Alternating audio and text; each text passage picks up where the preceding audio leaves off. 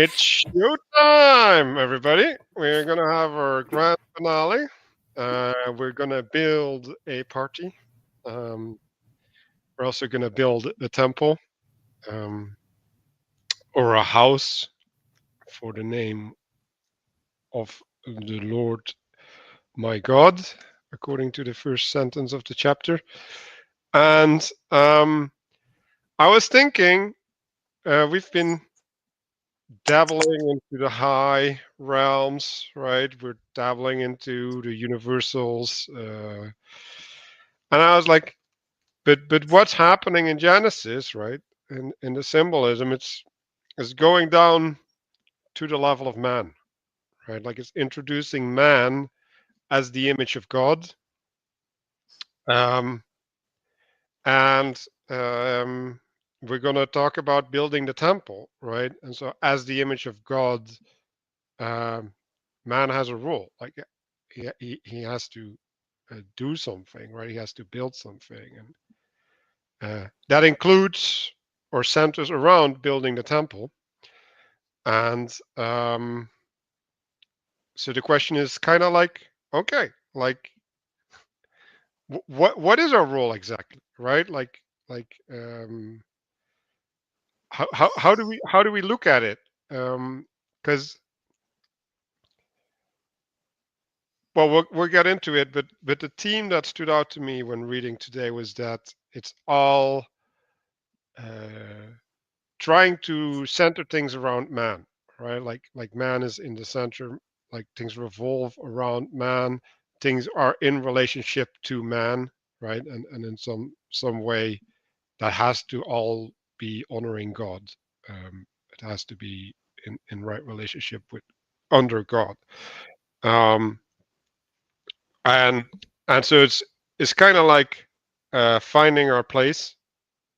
Um, and yeah, I'm kind of want to look forward to that. Uh, Also, we'll only have one book chapter, and then we have a social commentary chapters coming up. So um, in in the social commentary thing, I think that also centers around our role as man, right?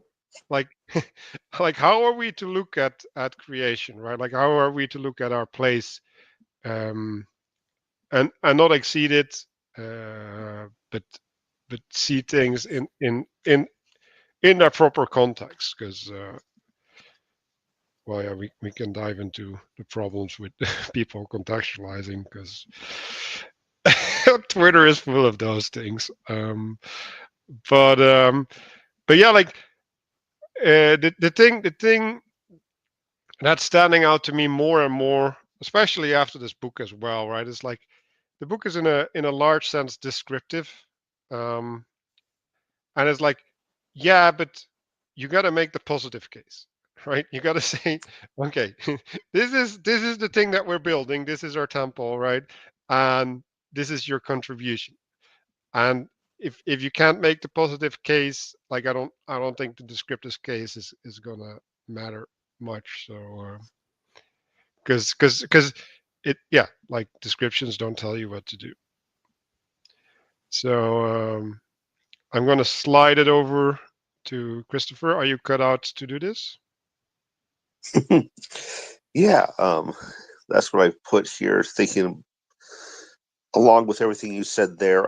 Yeah, thinking about the cut stones, and you've got the two types that are mentioned in the chapter here are the basically the foundation stones and the ornamental stones. And thinking about this fractally, there's like some sense where by being man centered, you're figuring out which stones to place where, and then some other sense like you are one of the stones being placed somewhere. And so there's that whole set of, multi agent and arena relationships that we can look at, but hopefully not pay too much attention to, and see if we're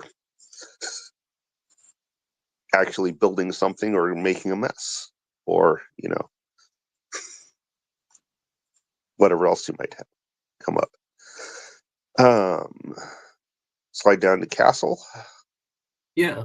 So this is our last one. Of course, just so happens to be the exact 40th session that we've done. We have spent 40 days over the course of 10 months in the wilderness on this book club, finally coming to an end here. We're reaching the sort of completion of it as well. We're also seeing the completion of the building of the temple. So a lot of the stuff that I'm going to be kind of thinking about this last session is the aspect of the establishing space, but then also completing the space. And then the fact that just because you have established and completed it doesn't necessarily mean that now you can do absolutely nothing.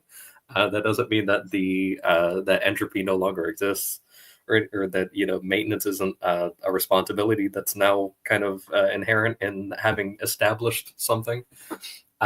So it's a very interesting thing of having okay, you've completed the project, but then also now you have everything that comes after that.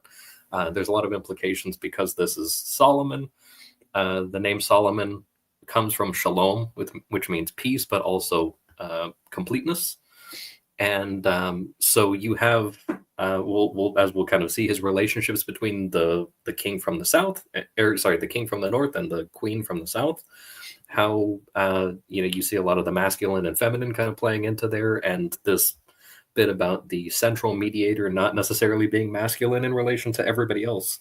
And so there's a lot of really interesting stuff going on there. But then also that important aspect of time, that just because you have done the thing and a certain thing has been completed doesn't necessarily mean, especially when you're dealing with time, the fact that you have included time for a time does not mean that you've included time for all time.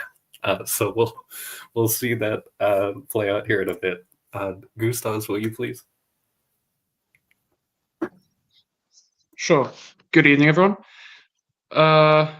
It's been a really interesting, fruitful time in this book club, and it's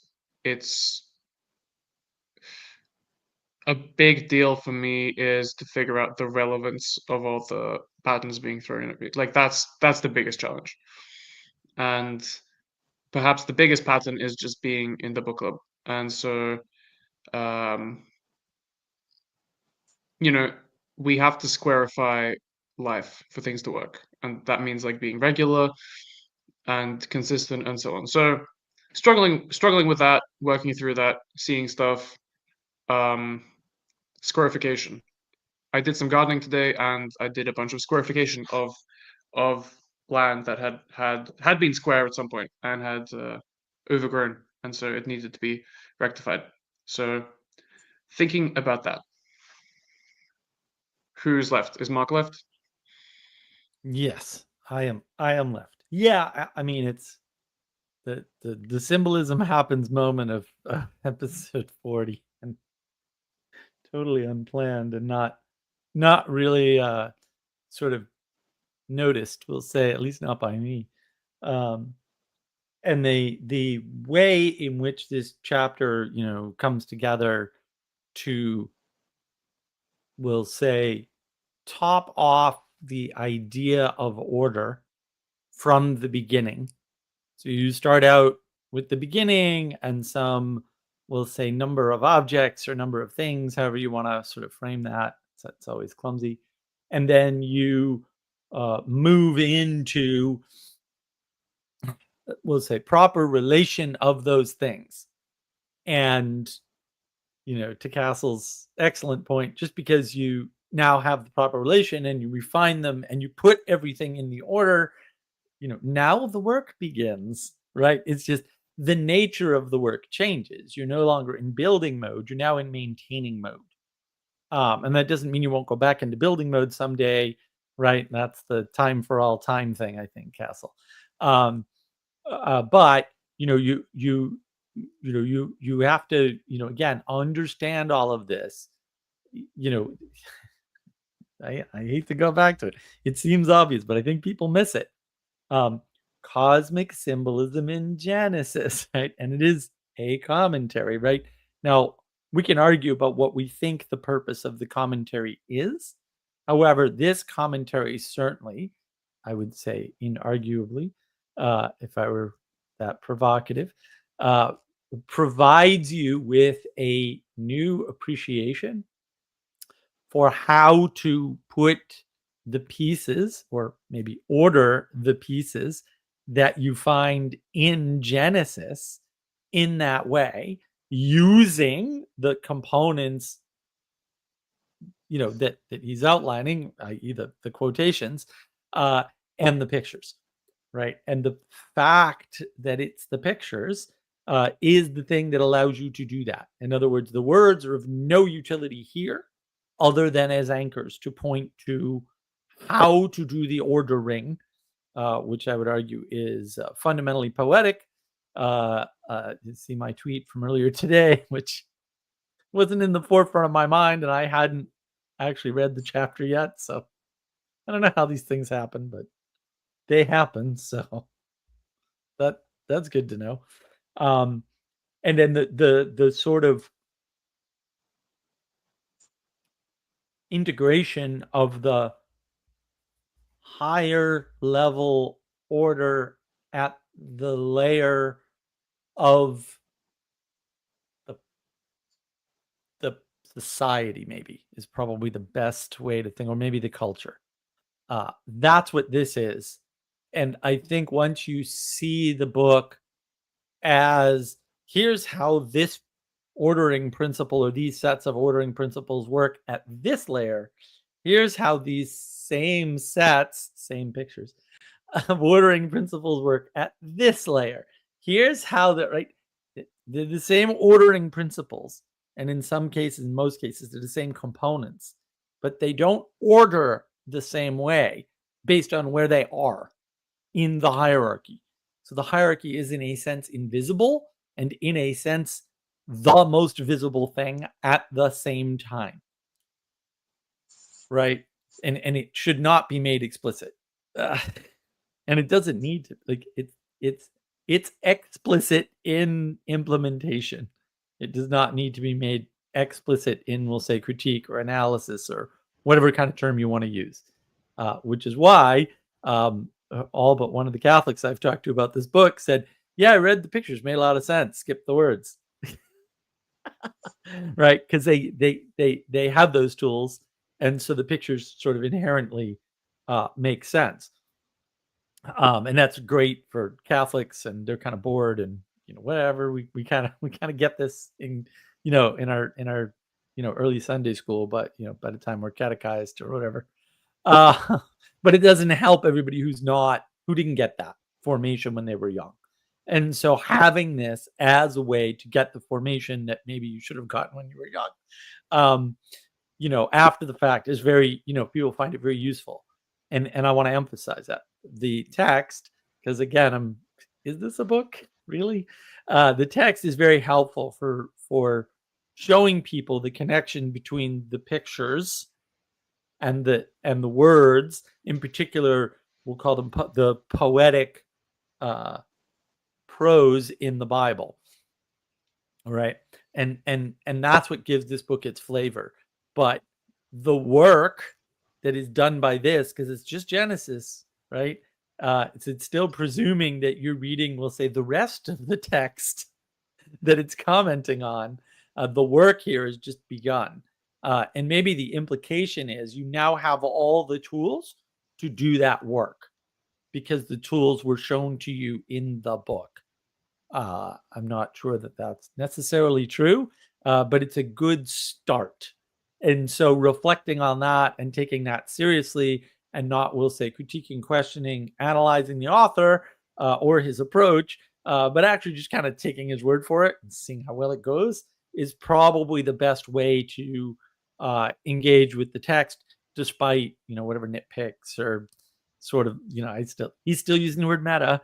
It still grates on my nerves every time I read it, right? But that's a ridiculous nitpick at some level. And so being able to engage with this and sort of realizing the fullness of not just the commentary, because also the commentary And I think that's why there's the transcending scientific worldview, last part here.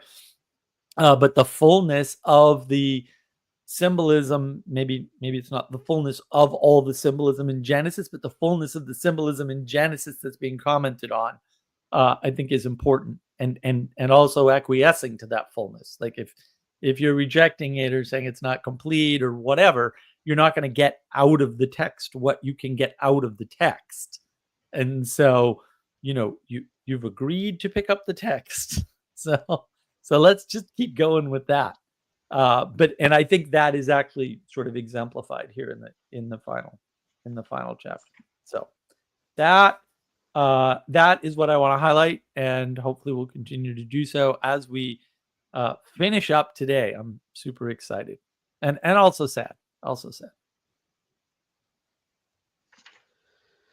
So there's a lot of text in this chapter, and just as Mark, I had this this insight before I started reading the chapter, and my mind went back to grace, and I was like, living in the state of grace is like being the tree, right? So like you're kind of like standing in the place of the tree of the knowledge of good and evil, right? You're embodying that on the level of well, whatever level you're on, right? Like Solomon is doing that on the level of the nation, but Noah was doing it on the level of his family, right? So what that also means is that like the staticness from the tree, right? Because it's like kind of like stagnant in time in some sense, is replaced by something that's alive, right? So we're talking about building, putting stones down, right? Dealing with the overgrowing nature of things, right? All of these things are being alive, right? They're in a sense they're in interaction as opposed to a static image, right? And I think that's when we go from the level of whatever the garden is to the level of man. That's the distinction, right? Like we're in this interactive quality, and we're having to account for things, right? So we don't. There's a mentioning of the naming, right, and that Adam was supposed to name effectively the things above, right? And when you have to name the things below, you get a different responsibility, right? Like it's like working the land, and so let's oh, that's the wrong button. So if we go to the text here, right, like it starts here, I want to build a house, right? And I'm looking back at the text and what have we been talking about before this, an ark, right? So the ark is also housing God, right? But the ark is a transitory vessel, right? And a house isn't a transitory vessel; it's a destination, right? And we were talking about having built the house. So I'm just stating there's a going to the building. Maybe that's like the 40 days in the wilderness that Gassel is pointing at, right? And then there's the establishment or the building of the house, and then there's the living in the house, right? And they're all different phases. But I think that's specific to the level of man, right? Like where like it's in the trajectory that's on our level, that we have to transition to a place, then establish us at the place, and then live our lives there. The second thing is that it's for the name, right? So it's like like it's I guess it's like giving body to the name. Like I don't know how better to say that than that. So it's housing the name, right? Like literally.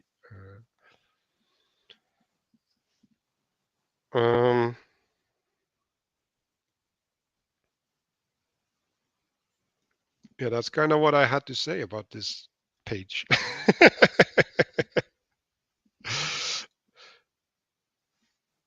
Like we're going to go over the specifics on the next page anyway. So Well, I think I would just say, I mean, he points out that we're just seeing a lot of the same symbolism that we've already seen, and so we do see it all kind of not necessarily mashed together, but you're seeing, the feminine in the south, the more earthly, generally considered subterranean in terms of like a sort of flat geographical perspective, and then you have the sort of heavenly king that we're going to wind up discussing why he's so on the following page. A lot of these things about the vine being connected to time and the fig tree being connected to space, these sorts of things. So we are just kind of seeing a lot of the same basic elements that we saw before being kind of laid out very nicely, especially because he's been talking throughout the commentary about establishing space, these things being placed, in the center or on the periphery or what have you. And we're actually seeing that happen in the story of Solomon building the temple in cooperation with these other people around. And there's some very interesting things related to the fig tree and the temple. I don't know necessarily how far I should go into that, but I think I'll just point out that the whole thing of, as we're kind of maybe getting into this next page here shortly, the thing about the leaves of the fig tree being related to the girdles in the garden, and this thing of like dressing and the shade being connected to the pillar of space, and then just kind of a very brief mention that in Mark 11, the story of the fig tree not having fruit is placed, and then you have the cleansing of the temple, right, which was the temple that replaced the temple that we're reading about right now, and then you have the tree dwindling, so it like sandwiches that story. It's not one after, it's like the tree is cursed, cleansing of the temple, and then tree is completely undressed in the last one. So just for the folks at home, to Mark's point, that as we're kind of going through the symbolism, you have an opportunity to do optional homework basically in perpetuity after this. yeah, the thing I want to point to is that it's his victory and his vine, right? So they're personalized. Right, and he's establishing in here the greatness of King Solomon, right? And so that's kind of your established baseline. But that changes the frame. So the frame before this was all time and space and all these big things that everything's encapsulated, and all the animals, all the people, right? Now the frame, the highest thing, is King Solomon, right? And the thing below that are his people, roughly speaking, right? And then that's establishing a relationship between the other peoples and the other kingdoms or empires, whatever you want to call them. And then he's encapsulating everything and then drawing it: Judah, earth; Israel, heaven. Right? He's just saying vine, time, tree, space. Right? To bring this sort of high on the horse symbolism that he's engaged with in earlier images and chapters, down into the human level, right? The human societal level. And the reason why there's so much text is because he's doing that in text with propositions, right? Because he knows his audience. This text is written for an audience, for a specific audience. If you don't know what that audience is, it's probably you. Good. Just go with it. So yeah, and yeah, that does continue, on the next page. And then he just starts, using we'll say advanced symbols as a result, right? Because he's already laid the groundwork earlier earlier on in previous chapters. So I don't know why I never caught this, right? But like, if you put on a girdle of leaves around you, what are you doing? You're imitating a tree. So like they're literally taking over the place of the tree when they're dressing themselves.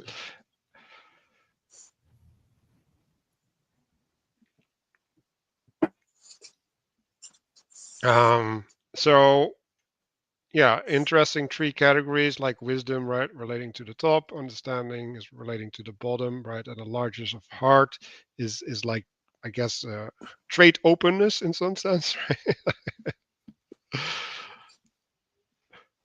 So it's the ability to interact or something with things.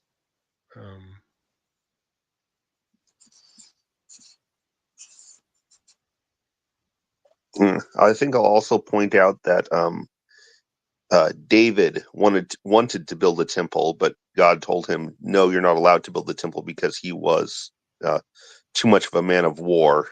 Mhm. And so Solomon building the temple here, his work and his peace and ability to build the temple comes from David's the things that David set up in his previous reign. So Mhm.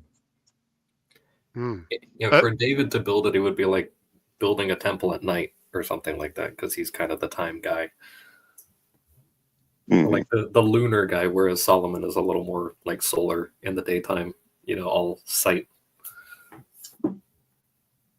Yeah, I was making the connection with wandering in the desert, right? Like when you're at war, you're like kind of wandering, right? Like your purpose is a little bit screwed up because like you're not you're busy surviving, right? Like you're regressed to a more animalistic state. Something I want to point out about this, about the largeness of heart, just like this increased capacity that he has, as we're about to kind of see. There's also an implication here from the first page, but especially we've talked in the past about like that, Adam didn't name the fish, and like this is where this is happening, where Solomon has the extended sight that we saw in that previous chapter, where they'd actually had like the eyeball like kind of looking down under the water. Now he's not necessarily speaking of every single thing under flooded land, as he says in this bottom paragraph. It says some knowledge. Doesn't necessarily mean he has access to every sort of thing, but I also want to contrast the some knowledge of flooded land with the fact that he's building the temple for the name of God. So there's also, with the naming thing, it's like, well, Adam was naming across to Eve, and then he was naming down to the animals, but he didn't go that far down. And now you have this kind of, okay, now we've got the extra layers above. He's not necessarily housing the entirety of God, right? And he's also not integrating the entirety of everything that's below, but it's an extension upwards and downwards. So I can do the Dutch analogy here, right? So when we do polderen, right, we have this area like sea, right, and we make it into land, and that can only happen if you have a functioning civilization, right? If you don't have a civilization that's able to support that effort, like you can't do that, right? So like that only becomes available after you've attained a certain stage of civilization. That just reminds me of that huge aquarium I volunteered at, where it's just like the amount of effort you needed constantly to maintain that place, and to maintain the fact that like they even mimicked like Atlantic currents in some of the parts of the facility, and it's just like, yeah, everything about this is artificial and is incredibly delicate. Like you have to be so sophisticated to get any of this running, and it could all go bad really quick.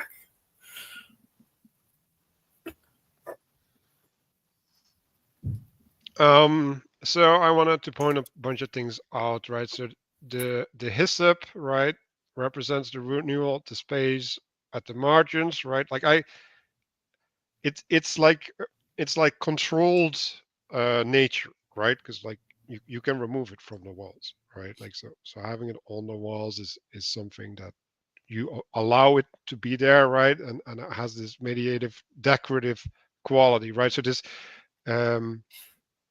it's like allowed nature or something, right? Like this is the nature that we allow, but it's still outside, right? Because it's on the walls.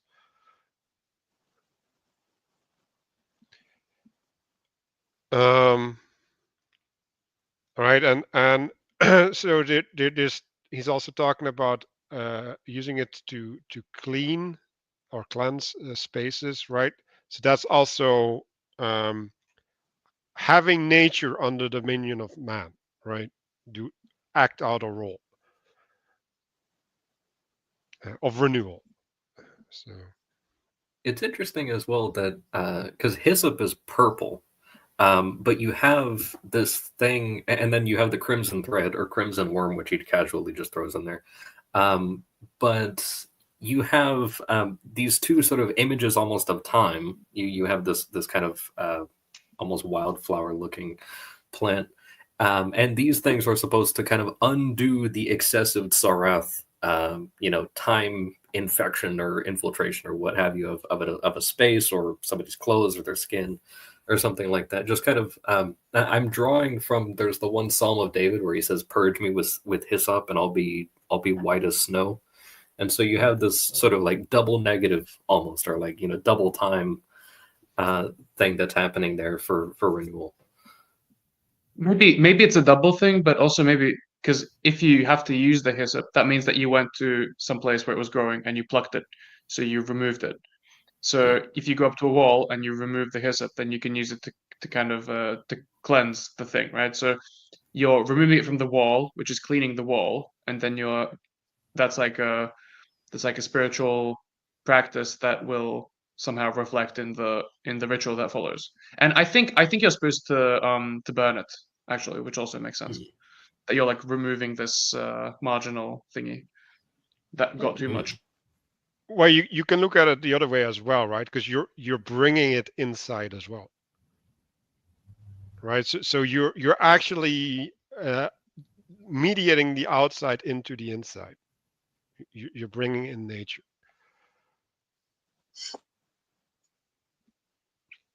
And I like this idea about the colors, right? Because like what's red and purple, right? Like these are like signifying colors, right? Like they draw your attention, right? So they're introducing of something, right? Like either something royal, right? Something majestic, or they're introducing harm, danger, right? Like so there's a signaling role there. There's something interesting about purple too, that you get the flip sides of royal, but also penitential. Like a lot of times it's used in both of those sort of contexts. And I think sometimes there is an aspect, I think, of sacrifice in the royal, as well as kind of like the penitential and the lowliness. Yeah, I'm just thinking, right? Like when you don't get the breath, like you kind of turn purple, right? It's like, and I think it's in there as well, right? Like the queen goes out of breath, and I was like, okay, but what's her source of breath if she runs out of breath, right? Like then she needs to be sustained from somewhere else, right? So there's something.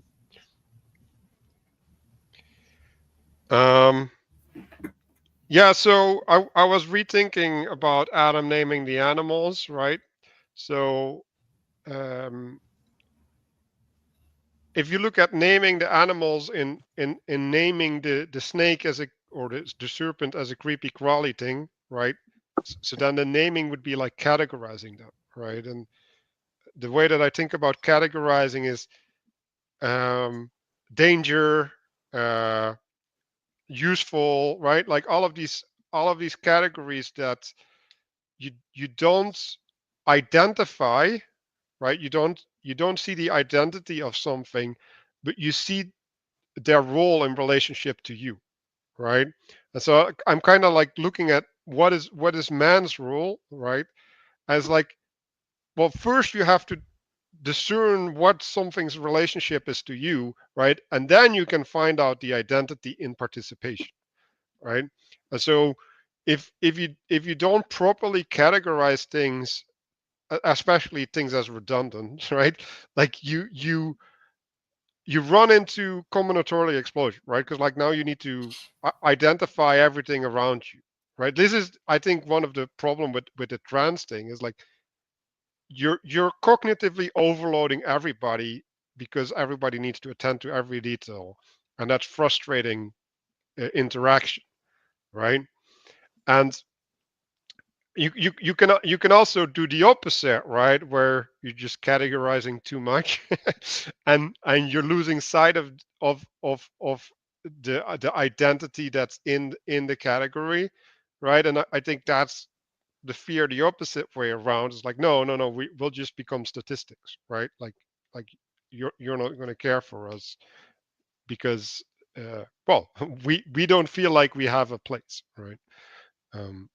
As like, well, do you accept the category, right, that you're placed in, right, or that's put upon you, or maybe better yet, that you're born into in some sense, right? Like, you're just, that's your station. I was thinking about naming your child, right? And oh yeah, I was having a text come up and it said, well, a name is just something that your parents give you. And I was like, no. Something goes wrong here, right? Like, a name is like a prophecy, right? It's like, okay, we look at you in this manner, right? Like, this is the world that you're going to be born into, right? Like, this is going to be you. That's the name, right? Like, this is what you're going to be known by. And if you reject your name, like, you also enter domicile, right? Because, like, where are you going to get your name from if you're not going to get it from your parents? And and the other side is, right, like, parents are no longer instilling people's name in them, right? Because they're thinking it's not their role. Like, it's like, no, they have to figure it out for themselves, right? So they're not even trying anymore. Like the whole and then if you extend it out of it, right? Like, if if if the teacher sees something in you, right, and he's trying to draw that out, and, like, if you're not used to being named, like, that teacher is is not going to find fertile ground, like he can't.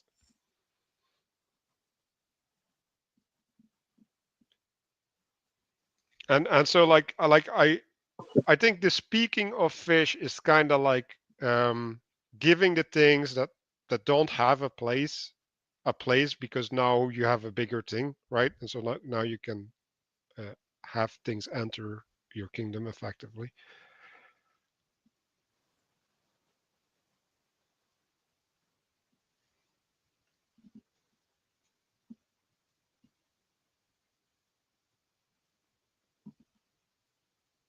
Okay, Castle, your last two footnotes, man. Like, you got... I actually don't need this one, but I will be calling out the Okay, last one. good. Yeah.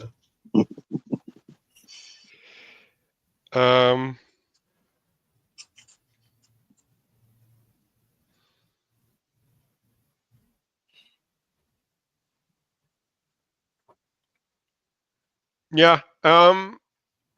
I also see a couple different roles of the king and the queen, right? He goes into that later in the chapter, but I think it's important to point out that he's like, the King Solomon is entering in the relationship, right, where he's being informed from above, right, from the north, and that he's bringing up from the south, in some sense. He's lifting it up. Yeah, I just want to point out. So the last time that we saw something like this, although it wasn't exactly the same, it was chapter 79, the rainbow and other covenants. Oh, weird. That was the name of the last chapter. Oh, and it was right at the end. How strange. And the only significant difference is the little well, the center, what's in the center of the center item, and the bottom of the where the little question marks and the circles are, which I don't think we've seen any question marks and circles inside of time before, right? But you can see he's slowly in the diagrams integrating components that you've already seen in other contexts to show you their right relationship. And then what he's done here is he's reintroduced that I don't, what do I want to call it? The advanced tree symbol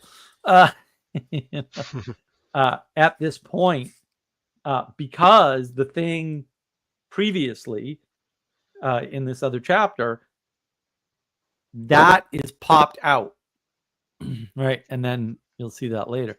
And that's actually it's these little things that we'll say aren't so little that are easy to miss, that sort of show you the relationship at the layer above to the layer below, right? And then I guess I want to be careful how I say this, but that the fullness of the symbolic ordering happens at our layer, not the personal private perspective layer, right? Not your layer, our layer, right? The layer of humans as such.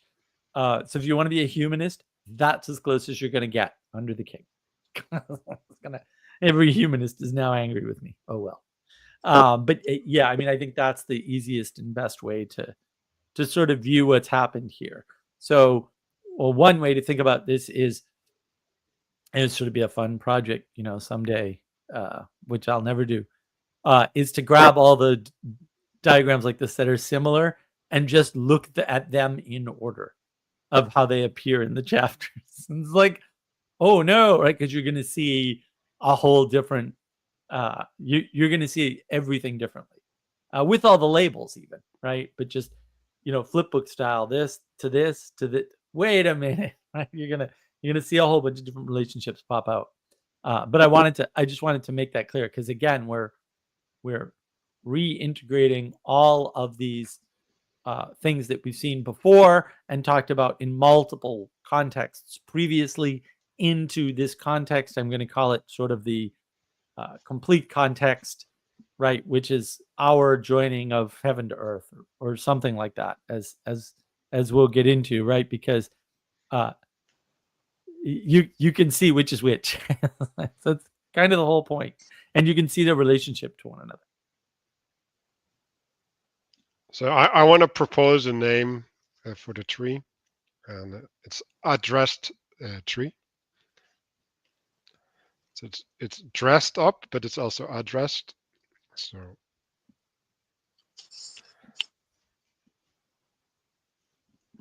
just nice word joke. So in the coming part, a bunch of things stood out to me in the sense of they're talking about bringing in, right? So there's like a transfer of things into other realms, and they get participation, right? So we were talking about the fig tree, right? And how it's like not having it like a primary role, but it's like well, I don't want to say decorative, but like a supportive role, right? Where it's partaking in the wholeness instead of like being the center or the source or something. And so like what's happening from the King of Tyre, right, is like he's providing the cedar trees, right? And the cedar trees, they get incorporated in the temple, right? And they're like pillars, right? So the thing from above, right, like the thing in the north, is providing the pillars that hold up the temple. And also with that, the north gets incorporated, right? Like that's also really important. There's an incorporation happening. Yeah, I don't know if we want to get into it, but like rafts are the binding together, right? So there's a binding together going over the sea. You can make an analogy to the ark. And then they're split again. And then the return, right, or the giving up is the food, right? Like this is back going to Abraham, hosting the three angels from heaven, right? And so there's also a refinement, right? You can look at it as he's supplying the firewood to cook, right? So something is is being cooked, something is being refined and given back up to him.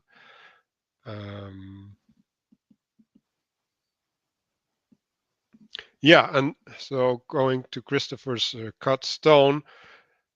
So heavy stones to lay the foundation of the house, right? Which is interesting, right? So I was thinking about stones in distinction to land, right? And so like, what are stones? Well, stones are like refined land, right? Or land that is to participate in man, right? Especially in the building, right? We're talking about the builders selecting stones as well, right? Like these stones fit, these stones don't fit. But it's interesting that the stones they come from the heavenly aspect. They don't come from the earthly domain, right? So and I think this has to do with the understanding, right? So like that what stands under the temple is provided by the wisdom of the Lord. And yeah, so they're also solid, right? Like they're in some sense unmovable, right? Like they don't they aren't subject to time, um, and also not to flooding, right? Like they're like stones don't flood. I want to add a couple of things to this. So you have the covenant between Solomon and Hiram, and in this case, Hiram is in many ways masculine to him. He's kind of like the Japheth role in relation to Shem, and he's coming from the north, from Lebanon, which I think means white, and then he's providing. He's also providing expertise. Like his guys really know how to cut down wood. Solomon has a lot of wisdom, but he knows also when to outsource these things to the people who are appropriate for it. There's a sort of intermingling of the workers, and then you have the raising of food and matter also for Hiram. So you have the thing of Solomon kind of giving the king of Tyre an order to give a command himself to his own guys. And then you have the king of Tyre saying, "Oh, you're going to accomplish my will in giving food for my household." So you have the kind of the feminine raising food going on there. And then I wanted to add also that the trees are coming from Lebanon, which means white, but cut cedar when it's fresh is pinkish red.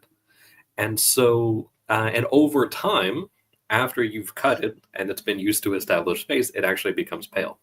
And so there is something kind of going on there with this is the heavenly guy providing renewal for a space that is not in his own land. He's helping establish space for the guy who is dressing and addressing this particular address that he's establishing. And but yeah, and then you have the red of the wood sort of contrasted there by the straightness of the cut stones. Yeah, so I wanted to add the trees are affording the vertical, right, in the building. So they're affording the vertical dimension, while the stones, right, they're resisting nature, right, like from entering the building.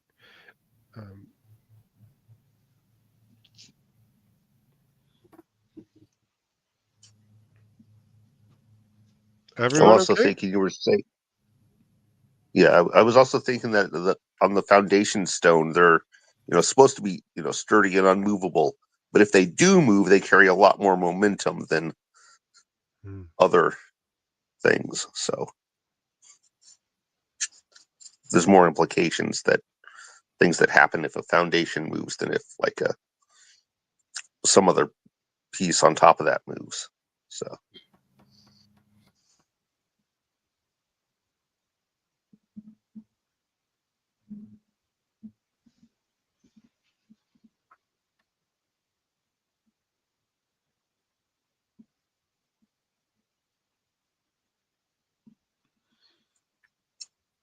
Yeah, so again, like the Nord provides height, right? Like it provides the heavenly aspect, or at least the ability to house it or something, or incorporate. That's just a better word. the incorporation of it.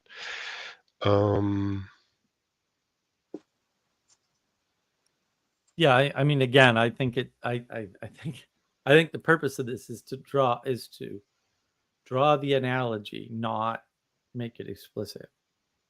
The correspondence is in the diagram, right? It doesn't need to be worded to death. You can just say, oh yeah, these patterns in this diagram applied at the layer at our layer, right? The layer of us as humans has a certain correspondence, right? But the problem with equating it in words is that implicitly we'll say psychologically, which I think is a valid use here, even though psychology is fundamentally flawed. Your brain says, oh, it works the same, but it doesn't work the same at all, right? Scale matters. And so the scale of what you do on earth is not the same as the scale of what happens in heaven at all. And so doing the same thing doesn't have the result that you expect ever, especially if you're trying to look at these things. Because when you look at something higher, you can't even see it. You're only seeing a tiny part of it. You don't know which part, and you don't know how much, right? And so a bunch of and you're not seeing all the things it's attached to. Whereas when you engage at we'll say our layer, the layer of people on the planet, we'll say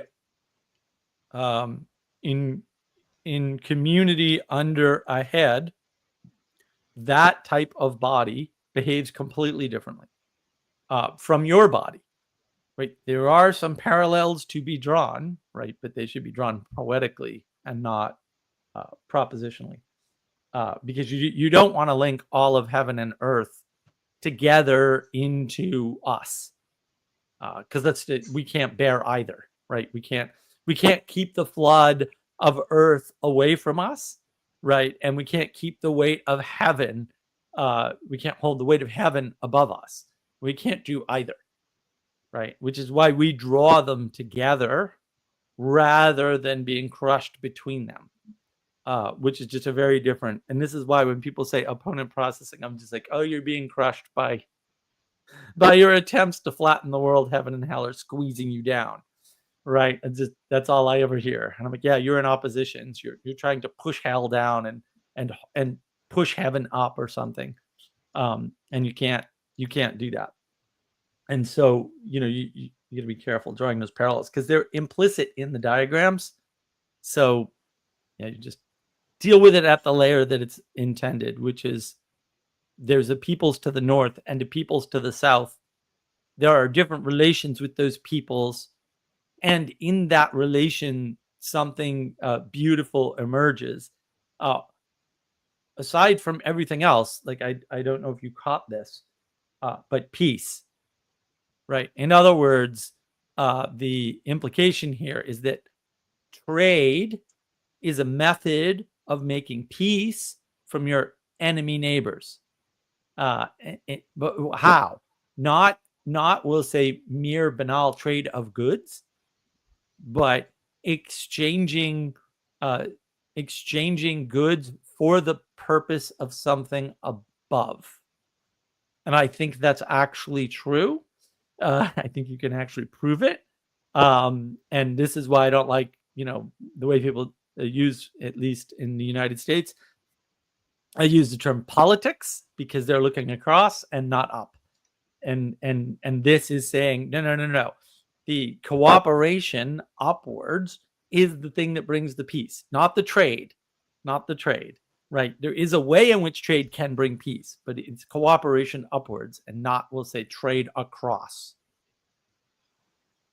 I think there's one extra thing, right? Because he's providing the workers, right? So there's a maintenance of identity and specialization, right? So he's not like, oh, come here and teach us. No, it's like, you do the work, you're responsible, and thereby I accept my dependence upon you because I can't do this. Like, yeah, no, that's a good point. Like everyone has their place in the hierarchy, and the differentiation is good, and trying to incorporate them in that way, in other words, to make them equal wouldn't be good. And that's why equality is not good. Say it everywhere. Say it all the time. Equality is not good. It's kind of explicit. I don't know why people are missing it. If equality, then evolution wrong. I think I don't know what frame people are using to think equality is not like a bad thing, but also equality is a bad thing. Yeah, and it would also, like, if you, well, I wouldn't say equalize, but integrate or something, right? If you absorb the North, for example, it would remove your ability to have the trade, right? Because it's like, what is trading with what? Like, it doesn't make any sense anymore, right? And then you lose the ability to be grateful, right? Like, and you use your position. All of these things that they get lost in that. Yeah, that's a good point, right? Integration, not absorption. And this is the fundamental misunderstanding of the United States and the melting pot. It's an integration. It's not it's not an absorption. We're not absorbing other cultures. We're integrating other cultures into ours. And we can argue about what that looks like, but making differentiation is super important.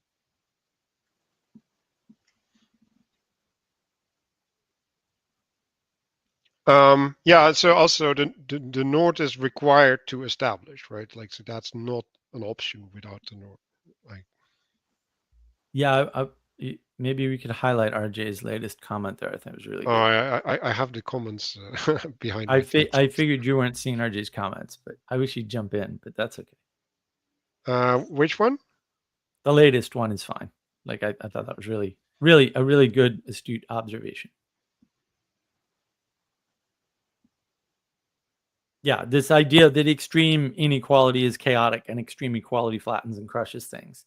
And so it's not a balance in that way, but it is a balance. In other words, you need to discern how much, and that line will change, right? Balance is an action, not a state. A lot of this stuff can be just cleared up with the language, right? Like, equal treatment is not equality, because equality is a state and equal treatment is an action.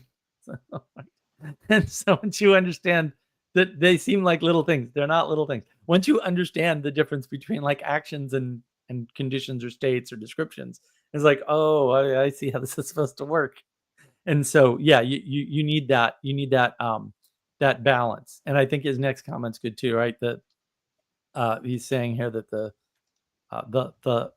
line between those things is the place where you meet to cooperate. Exactly. And negotiate the line. Like, you have to have they've got the demilitarized zone between North and South Korea, and that's where they meet and have meetings, right? In the neutral space. That's why there's a neutral space. That's why there has to be a neutral space. You need it's not an optional thing. Like, you've got to have one, because the neutral space is where the mediation occurs, right? And the mediation determines good and bad, or not necessarily good and bad, but it determines the primacy of thing A over thing B. And then you should maintain that neutrality, even if you move the neutral space, we'll say, because that's important. And neutral spaces move in different ways. Like, having a neutral zone that's physical and doesn't move doesn't mean your stance of the armies on either side of the neutral zone doesn't change, right? It's still mediated. It's just you're not mediating the physical line, because there's no need to. And maybe someday there will be, right? Maybe someday you can mediate North and South to the point where there's no more line needed and there's only a hole. I don't know, but the need for the moment is for that neutral space. And I think there's always a neutral space somewhere, we'll say, right? Because there's always the demarcation between the center and the margin.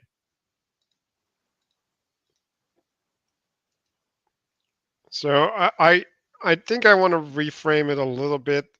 I think it's not inequality, it's difference, right? So, because it's like, if you're all the same, right, then like things get flattened and crushed, and if you're too different, you can't relate, right? And so when we're talking about the line and the mediation, right, that means that the one thing has interests that correlate or something, or connect, maybe that's the better word, to the interest of the other, right? Because if and I think this is where the idea of barbarians, right, like the people who are not cultured, right, they're so distinct that we can't have proper relationships with them, right? Like trade is not possible, cooperation is not possible, and that's not because of inequality, right? Like that's because there's not a shared space, like there's not a shared reference um, that allows us to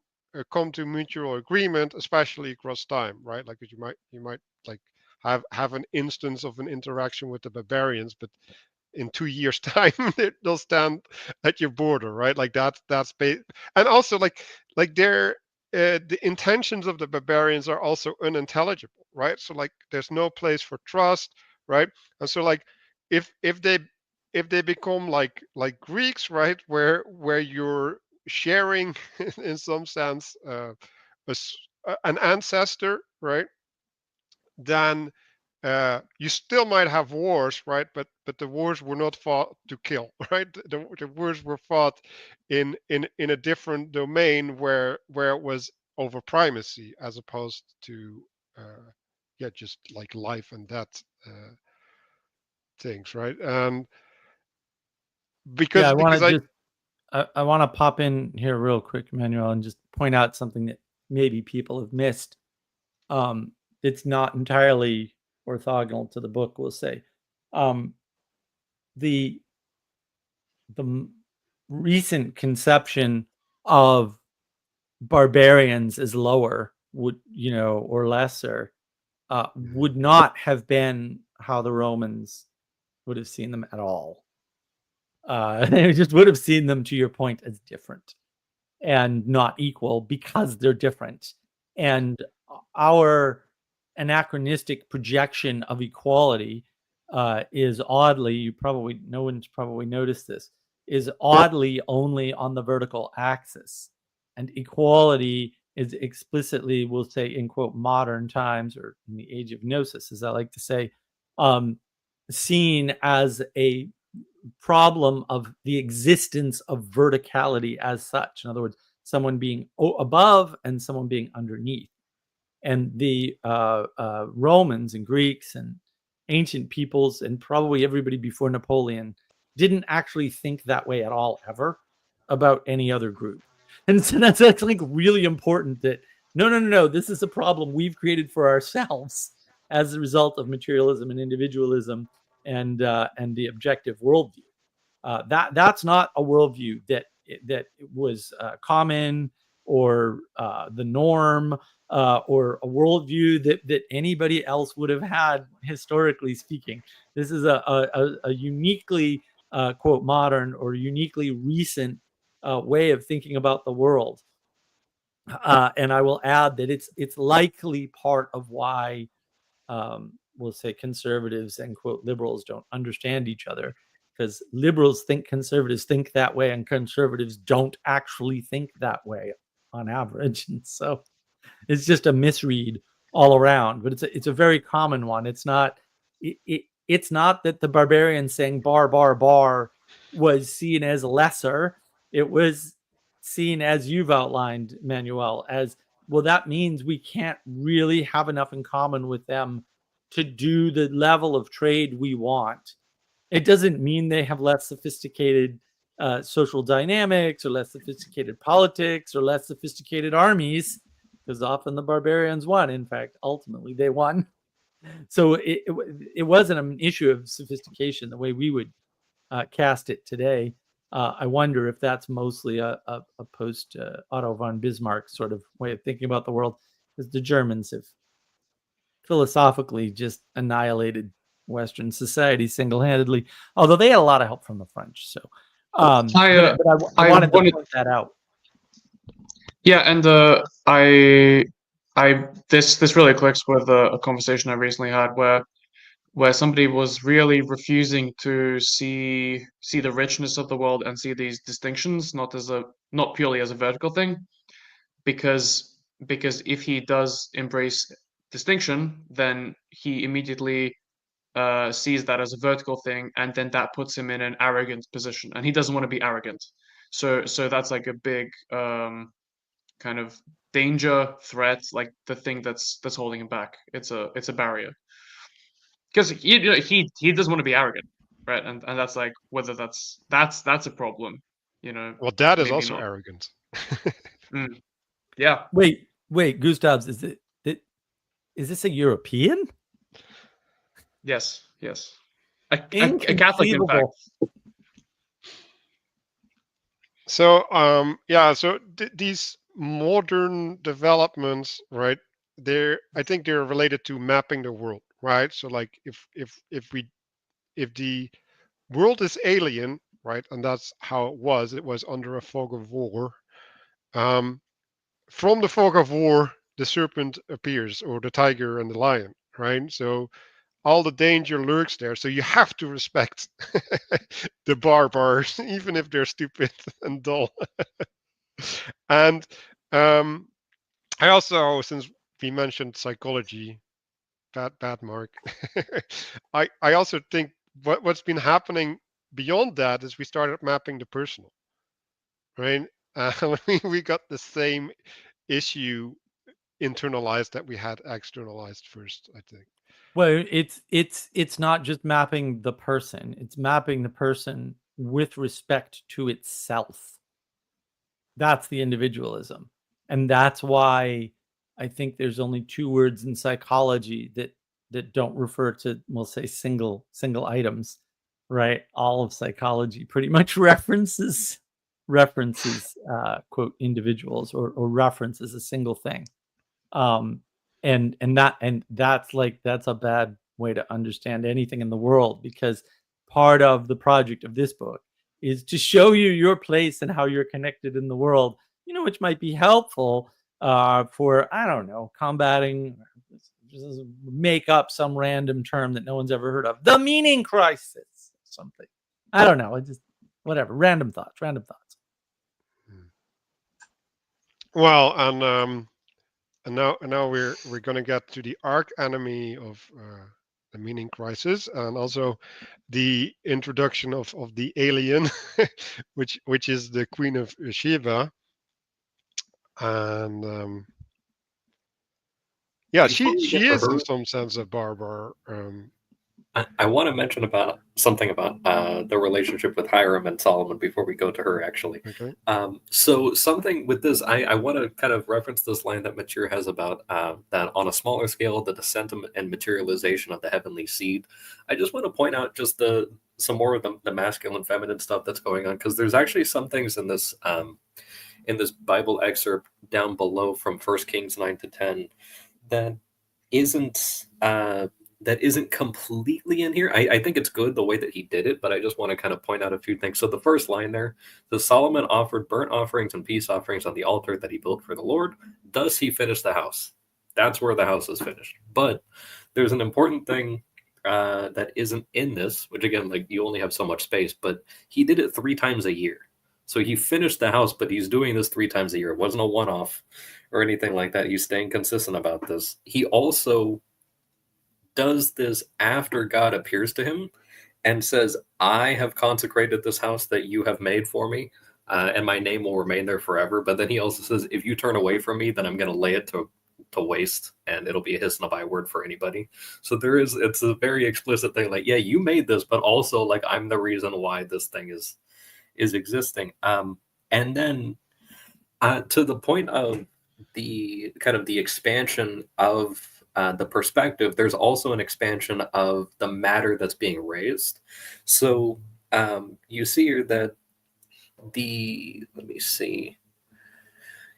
So it says that King Solomon made a ship, but he made an entire fleet of ships on the shore of the Red Sea at a place that was called Ezion Geber, which means backbone of man, which is near Eloth, which means palm grove. And then on the Red Sea in the land of Edom, which means red, which is also an alternative name for Esau, which also means red.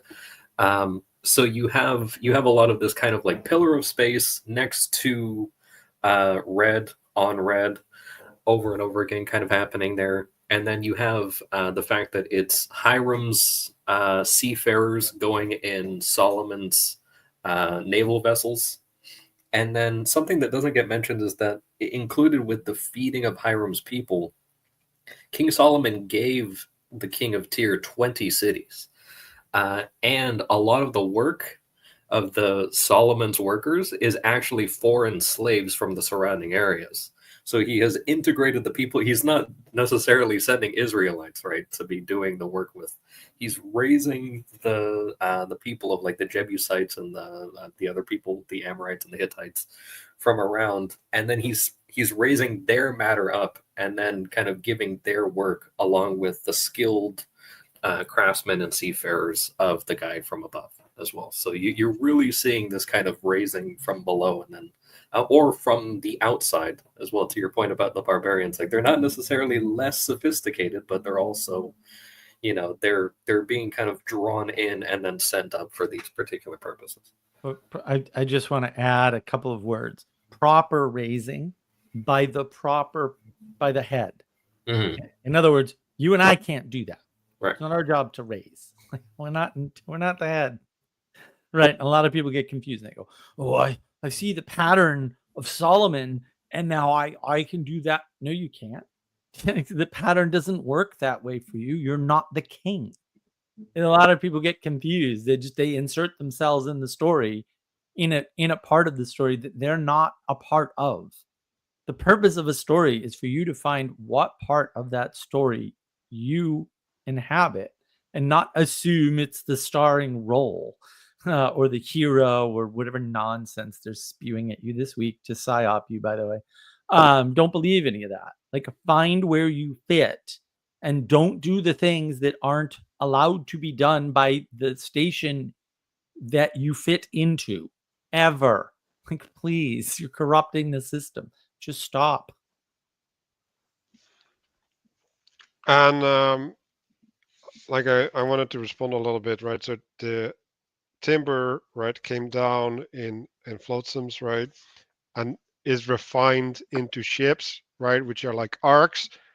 And I assume that these ships are then sent out, right? So there's in some sense like there's an insemination from above, and then there's a reproduction of that pattern, but refined back down, right? And I think we're going to see that that refinement of what comes from above, right? Like, okay, so like we Sheba heard of the fame of Solomon, right? That means he's established, right?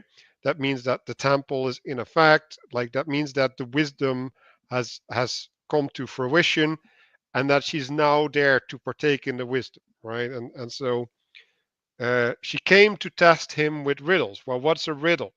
Well, a riddle is an asking, right? Like it's asking from below. It's a prayer, right? Can you answer me? Can you give the divine expression of of this thing that doesn't have a principle to house it?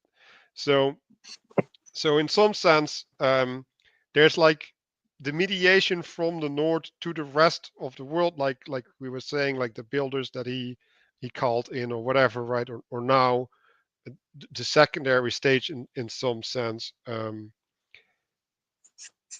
is it's a refinement, or maybe not the refinement is the best word, right? It's an embodiment of that which comes from above, right? So in some sense it's like he created the arena for participation, and I think that's maybe what the temple is, right? So like, okay, if we get all the house built, right, the right foundation, then we can be in right relationship, right? And then from that right relationship we can direct others.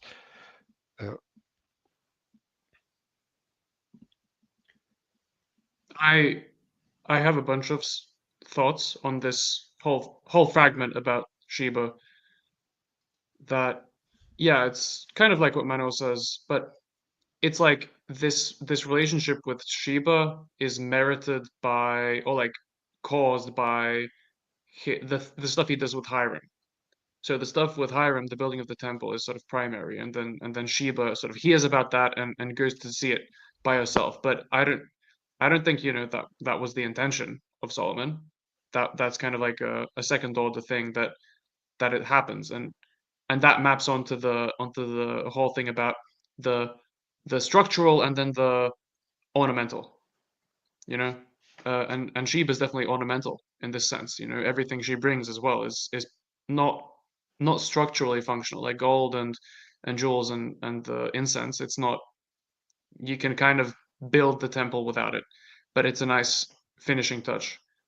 And it's all the stuff from deep in the earth, that kind of stuff. And then it's really interesting, this whole thing about how Sheba comes to look for Solomon. It's like she's heard of this wonderful thing somewhere else, and just goes to find a worthy master for herself, and that's really special. I don't think you see that anywhere else, really. It's just so unique, distinct. It's this kind of, I don't know, voluntary, not even submission to a principle, because in general the way order and heaven and earth works, or is portrayed in this in this thing, is that heaven imposes itself on earth, and then that's kind of a good relationship. But in this case, it's the other way around almost. It's like the earth, the Sheba, is giving herself, but it's still through a riddle, so he still has to kind of prove himself, but she's displaying her willingness. It's really interesting, and it's interesting how the stuff with Sheba really does tend to map onto like the Protestant difficulties with a lot of stuff, like the Protestant difficulties with the feminine and with ornamentation, like with gold and incense. Like, it's really uncanny, and there's something there. So it's almost as if these patterns were more real. That, as Jordan Peterson would say, yeah, I wanted to step in a number of good things in there, Gustas. Thank you for that, for talking about that. So I want to make a distinction between the stranger and something exotic. So the stranger is the warring tribe to the north, and the exotic is the person coming out of the south you never heard of. Or heard of, but didn't have any interaction with one way or another, right? And then they each bring something different, right? So the person you're in a conflict with, or the tribe you're in a conflict with, they're what they're good at. You know them. Your enemy. They're your enemy. Like, you gotta, you're wrestling with them. There's participation there, right? This person doesn't know you, and you don't know them. So in essence, the only trade, the only thing, the only value they can bring is ornamentation, right? But that ornamentation is super valuable in some sense. It's more valuable because they're willing to come out of hiding, right? And stop being so exotic, but maintain their exotic nature in cooperation, right? And the other point I want to make, which I think is super important, is there is a pattern here that I don't think anybody, in the general population alive today really understands. Okay, because it's a little complex. Sheba is implied to be playing the role of the Sphinx, right? From Greek mythology, with the questioning. If that is something you're going to take on, and I don't recommend that you do, because you're a Muppet and you're probably out of your depth. I'm sorry, you're probably just out of your depth. And to the extent that you aren't, I mean, are you sure you want to be the gatekeeper? Because that's what it is. You are a gatekeeper if you are doing this critique. But actually what she's doing is proper critique, which is to say, I have a number of questions, right? But then when those questions are answered adequately, so that implies she knows what an adequate answer looks like, at least when she gets one, then I will integrate. I will no longer critique. I will stop fighting, right? And the reason why it's important that you don't do that unless you know how is because if you have questions and you can't tell if they're properly answered, but you get an answer, the proper response is actually for you to submit sorry, bro. Are you sure you want to be the critique? Are you sure you want to critique? Are you sure you want to question? Because if your questions are answered at all, then you're screwed. You're screwed. Because you're no longer the gatekeeper. You can no longer keep that gate. And you have to open that gate, which means letting them in. Are you sure you want to walk up to some random person on Twitter and let them in by critiquing them? Because that's what you're doing, whether you realize it or not, right? This is a pattern, as pointed out earlier. It's a true pattern in the world that will happen. And so the proper role for critique is, and there's nothing, look, you want to do that, that's fine. Be prepared to submit to the person if they can answer your questions. And so if you don't have a sense of how those questions can be adequately answered, we'll say truthfully, then don't ask the stupid question, because you're putting yourself in grave danger by doing that. Now, if you're already submitted to somebody, you want to ask them a stupid question or an unknown question, that's fine. You're already submitted. It's not an issue. But those are different conditions, and the starting conditions matter. Are you starting submitted, or are you starting as a gatekeeper? Because if you meet somebody on the street, and you don't say hello to them, you're a gatekeeper against that interaction. Like that's just part of how you are in the world all the time, because the world is mostly you filtering things out, right? 99.8% of things are filtered out. We're big fat filters. And so you've got to be careful when you employ this gatekeeping and be aware of what you're gatekeeping. And so critique is not something you should be doing casually at all. You can be very careful with it. Very careful.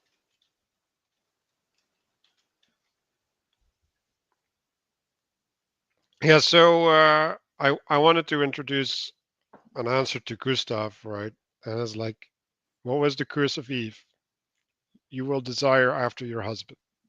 So she's her desire is she's seeking the masculine right above her, and she's gatekeeping Solomon, right? So, but that's like the proper role of a woman, right? Like you don't want to have someone above you that's not fit to be there, right? Like that can't answer. And also it has like he established the house of God first, right? Then she came, right? Like there's a bunch of things happening there. And also that seems very self-aware of her. Yes, that's the other thing that you I know. want. The other thing I wanted to go into, right? She's coming from the south, but she's not a barbarian in the modern sense, right? She's from an established civilization that has access to gold, to stones, like to a whole bunch of things. She has camels carrying this stuff, right? Like she's not a nobody, right? Like she knows what she wants because she has, right? Like she's achieved, she's accomplished in life. Like she's not like a nobody, and I think that's also the reason that she can judge, at least because you can't judge the answer, right? But you can judge that the answer is not wrong. So you can't judge the rightness of it.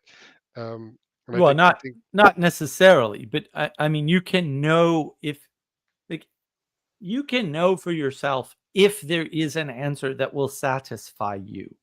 And if the answer is satisfied and the house is built, I don't think she, I don't think she necessarily had to know what would happen when she engaged, right? If you just follow the pattern, you'll know how to complete the pattern effectively, right? So if you follow the patterns, you don't need to know the outcome or say, well, I'm either going to go home and not integrate, or I'm going to go there and integrate by giving ornaments. Like that's, you take your ornaments with you because that's what you have that's valuable to others, right? Because that's the fruits of your civilization. And then, and presumably too, by the way, there's a lot packed into that story, right? Because presumably the reason why there isn't ornamentation to the north is because of the conflict. Like if you're in constant conflict, even if it's on and off conflict, you don't have time to build baubles. You're putting all all your efforts, right, towards things of war. Like that's what you're doing, and that's what you should do. By the way, like that's the proper interaction. Yeah, so I want to stand still with the breathless, right? So you need your breath to speak, right? And like one way that you know that you've been answered is if you run out of questions. If you can't ask any more than like, yeah, you're at the end of that road. I'm going to just point this out. I'll make a larger point as we get closer to the end of this chapter, but the connection between being breathless and then returning to her own land. So, like, she was satisfied. She received and meanwhile, and this is something that doesn't get really mentioned too much in here, but it says in between all the stuff that's happening that the King of Tyr and Solomon's guys are like going on adventures and getting treasure and stuff like that. Like the relationship is still going, and then the Queen of Sheba is like, "Wow, I've seen everything. Like I'm so impressed. Here's a whole bunch of gifts. Okay, bye." And then like no more relationship. Like there's nothing holding the bottom of this balance anymore, and she's just like, okay, I've been informed, and then I'm satisfied, off I go. We don't, we're done here. Like, yeah, we don't have to keep on doing these things. And I'll make a larger point later, but that's what I want to leave with for now. Well, Yeah. also this, yeah, Castle, that's amazing because the Queen of Sheba up and leaving, it's a repeat of the pattern of Noah and Ham, of Ham uncovering the father, kind of being in the middle, and Sheba is Hamite, right? She's from the southern part of the world, and so her removing this covering, right?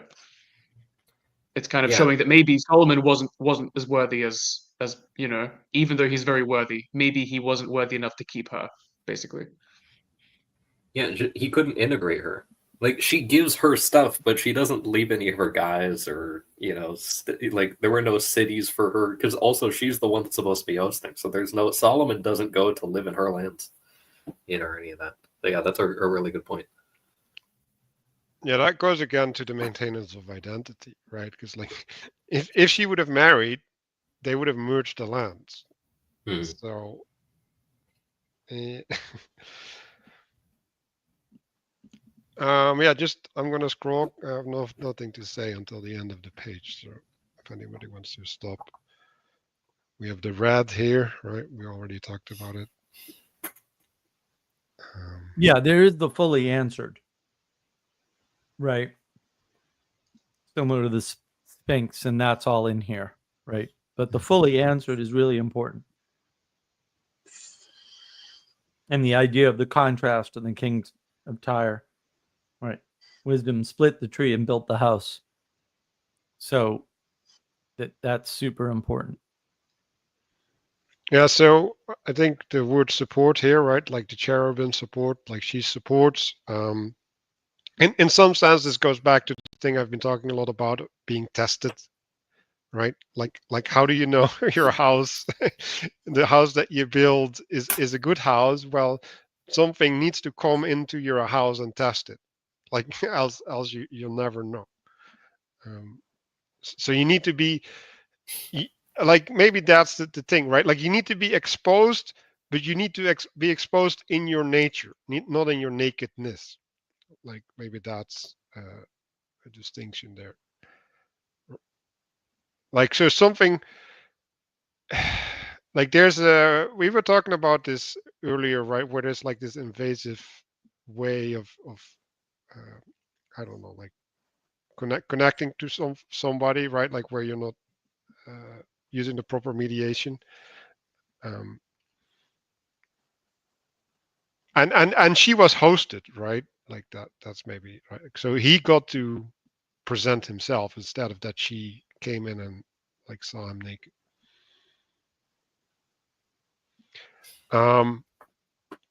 And so I think spices, right? Their refinement of the land, right? Gold is a refinement of metal, and the precious stones is like a refinement of earth or the stones, right? So it's interesting because the way I'm seeing it, right, like the decorative stones, you lift them up, right? Like you place them in a crown, right? Like they're supposed to be at a high position, right? So the stones that come from below, right? They somehow get put on top after they're refined, right? Because they're picked out of the multiplicity of stones, and the stones that came from above, they were put under, right, as a support. Um, and the gold, I guess, like if you look at what they do with gold, is like you cover things with gold, right? So that's like gold plating. And I guess the spices are related to scent and atmosphere. Um, but yeah, like I found, and I still can't really grasp it with my mind, but there's something where the top becomes the bottom and the bottom becomes the top, in version with the decoration. And I guess that's like the value or something, right? Like the top only gets value by which it participates in the lower, and the lower only gets value in as much as it can be raised up. Um,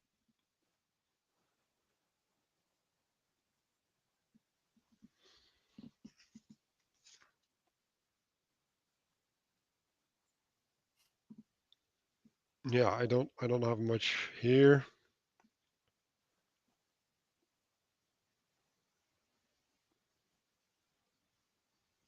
Well, I mean, the diagram's interesting, right? Mhm. The idea that this all comes together, and again, I don't care for the use meta, in this meta space, which, one way to think about this is the continuation of space as the result of time. Otherwise, space doesn't continue, right? It just is. And another way to think about this is the difference between linear and discrete, which is space, and continuous, and nonlinear, which is time. So you'll notice that space is always lines and boxes, and time is a circle with an arrow indicating movement. And that's the difference between linear and discrete, and continuous and nonlinear, like curved. There's lots of nonlinearity, but curves are one of them. Circles are another one. And I mean, I like the more cyclical pattern better than the Ouroboros pattern, but this is the best you can get, actually. So I understand why every culture uses it. It's not a coincidence. It's the most concise way to express it, as long as you understand that it's not exactly a circle of the same smoothness, we'll say, all the time. And that's sort of represented by the breaking of the circle here at the top. You'll notice it's not a complete circle. Uh-oh, I bet you didn't notice, right? It's easy to miss. And then the idea of, look, you look at the bottom, we're still talking about Sheba. We're still talking about our level, right? Matthieu has done a brilliant job of linking this back at the end of it to say, no, our level, right? This is how these symbols not only interface with what's above us and below us, but with us, and how they afford us a relationship, a vertical causality, ridiculous, a symbolic relationship with the things above us and below us, right? And how to order that relationship as an ordered group, right? So not as an individual, because individuals are impossible, not as a single person off in the distance, right? But as an ordered group. Once you have the ordered group, which you should endeavor to develop, because that's what happens when you get cast from the garden. That now you can have other ordered groups and still have the proper relationship with the cosmos, roughly speaking, because he does say it's cosmic symbolism. So I feel justified in using the word cosmos, even though stupid science word. But I see why he did it. It's brilliant. It's So, a yeah, Greek titan, right? Cosmos. yeah, that's it. Well, that's what I mean. It's in the title. Yeah, I think also, you know, that series by Carl Sagan, as much as I liked it, loved Carl Sagan, did a lot of harm to the collective psyche of our culture. That's for sure. Talking about cosmos from a scientific standpoint, and using, of all things, uh, um, basically astrology, right, to understand the world. Yeah, I just realized someone is talking about Kairos from the scientific perspective. Seems like the same pattern there. So, yeah, I actually didn't study this picture correctly, but the first thing that popped up in my mind is magnets, right? It's the north attracting the south, and like they click together, right? So like there's and they're like stones in some sense, right? So there's like and you can also see, right, like the meta space, right? Like I like the idea of a spiral, right? So you have the spiral up, but you also have the spiral like this, right? And if you have something that hangs under it, like one of these trains, right, that goes under the spiral like this, there's these revolutions, right, or the going into the next generation, while still maintaining the attachment to the principle that upholds whatever is below, right? And then these generational changes, they allow for the reshuffling of the order below it without ever losing the connection to the principle. Right, and you'll just notice that science breaks that beginning point because it will not acquiesce to a creation.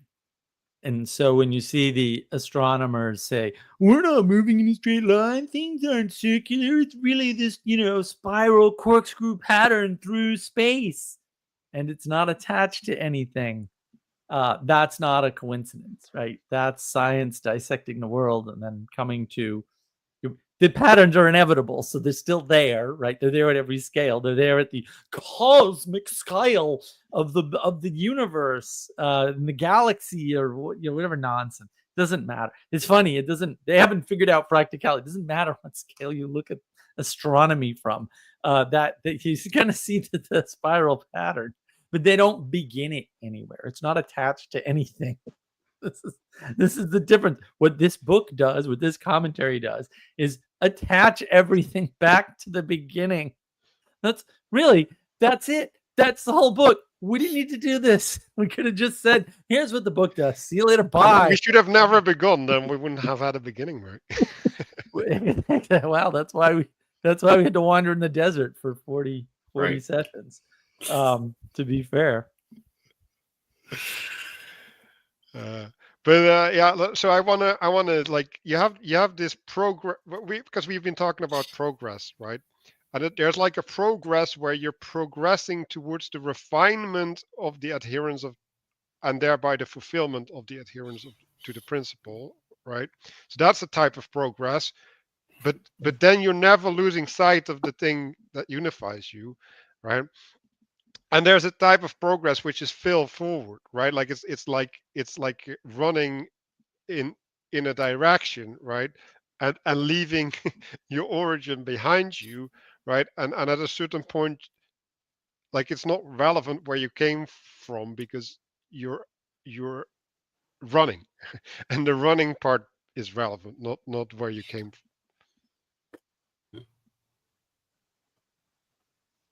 Which is also how they look at life, by the way.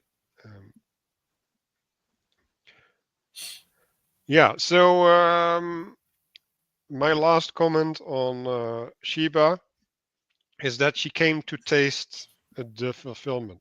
I think that's kind of what her role was, to taste.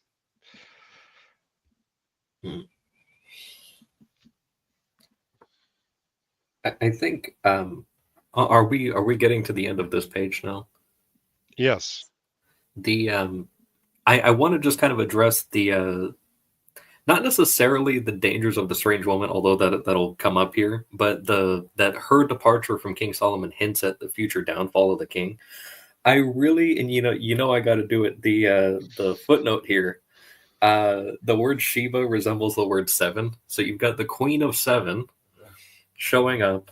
She is the one with the ornamentation and the spices and everything. So she is this sort of Sabbath character that is,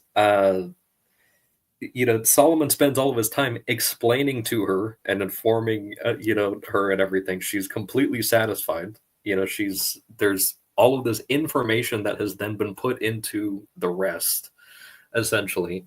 And then she departs. So, and what happens actually the next sentence after it says, it's not in this, but as soon as it says, so she turned and went back to her own land with her servants, it immediately goes to, now the weight of gold that came to Solomon in 1 year was 666 talents of gold, besides that which came from the explorers and the businesses and the merchants and the surrounding kings and everything.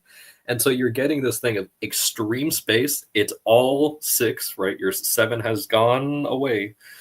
And then it goes and it says that he was making shields out of gold. He was making all of the drinking ware was gold.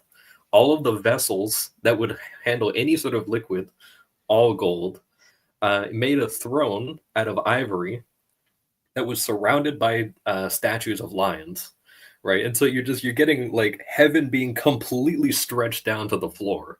And you've got, and there were 6 steps, and even those were surrounded by lions and everything. And so the entire thing, and then Hiram is still doing work, right? He's still bringing treasure all day long from his adventures up north. Interestingly, you've got the Red Sea adventures, and so you've got the waters above, right? And so that's where all these things are kind of being transferred down. Nothing is coming down from below, and it comes to the point where they have so much gold that silver becomes irrelevant, so that silver becomes as stone. And that it was completely worthless. So you just got this whole stretching down of gold, and then what happens right after everything is made of gold? It says, and I think I made a comment about this in yesterday's live stream, this thing of like, you have so much information and you're so focused on explaining and cutting down and refining things. And then the next bit in 1 Kings 11 is that Solomon loved many women from foreign lands, specifically the lands that he made slaves from as well. And then it says, from the nations concerning which the Lord had said to the people of Israel, you shall not enter into marriage with them. And he had 700 wives and 300 girlfriends from those lands, right? And so it's like you've got a clean 1,000. Like everything, it's just he's massively integrating these things because he has no intermediation. It's all gold, and then immediately 1,000 foreign wives. And then what do you have right after that? You have Nebuchadnezzar, the Babylonian, destroys the temple after Solomon turns away from God. And then Nebuchadnezzar does the whole thing we looked at with the golden statue. And then he gets goaded by being sent out into the field to eat grass or whatever for a while. And it's like it's the same pattern played out on the in foreign lands. Yeah, because he took him, right? Like so yeah, I wanted to add, because I just realized, right? She turned, right? Like, why do you turn? Because you lose interest. Why do you lose interest? Because there's no place for you. Yeah, she couldn't be integrated. And to the previous point, like if he had married her, like even if she was from a land that was like, you would have at least had that area locked down, right? And you wouldn't have like the 300 girlfriend problem and like all of that stuff. Right, or he'd send his son or whatever, right? Like I guess because I do think it's still correct that he doesn't marry her, right? But like that doesn't mean that he can't send his son, right? So it's like yeah. Okay, now we're going to Mark's favorite part, so let's go fast before he's back. We can do it. Metacognitive model of the universe. Let's go.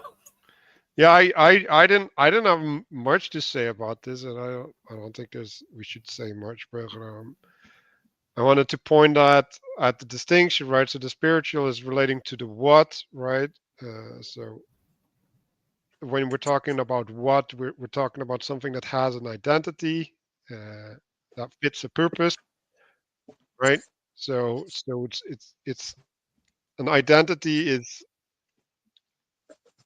it's organized around something, and a purpose is it's embedded in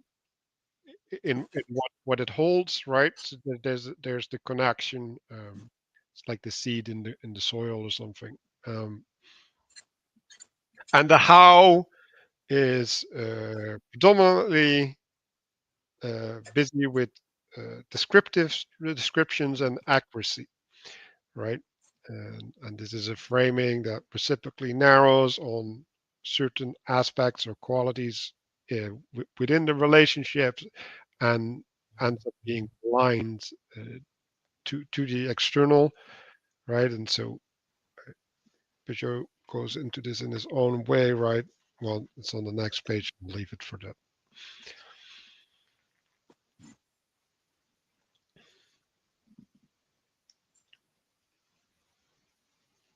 That's all I had on this page.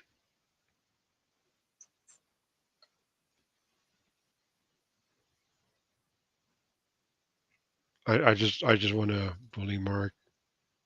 We have metacognitive. There we go.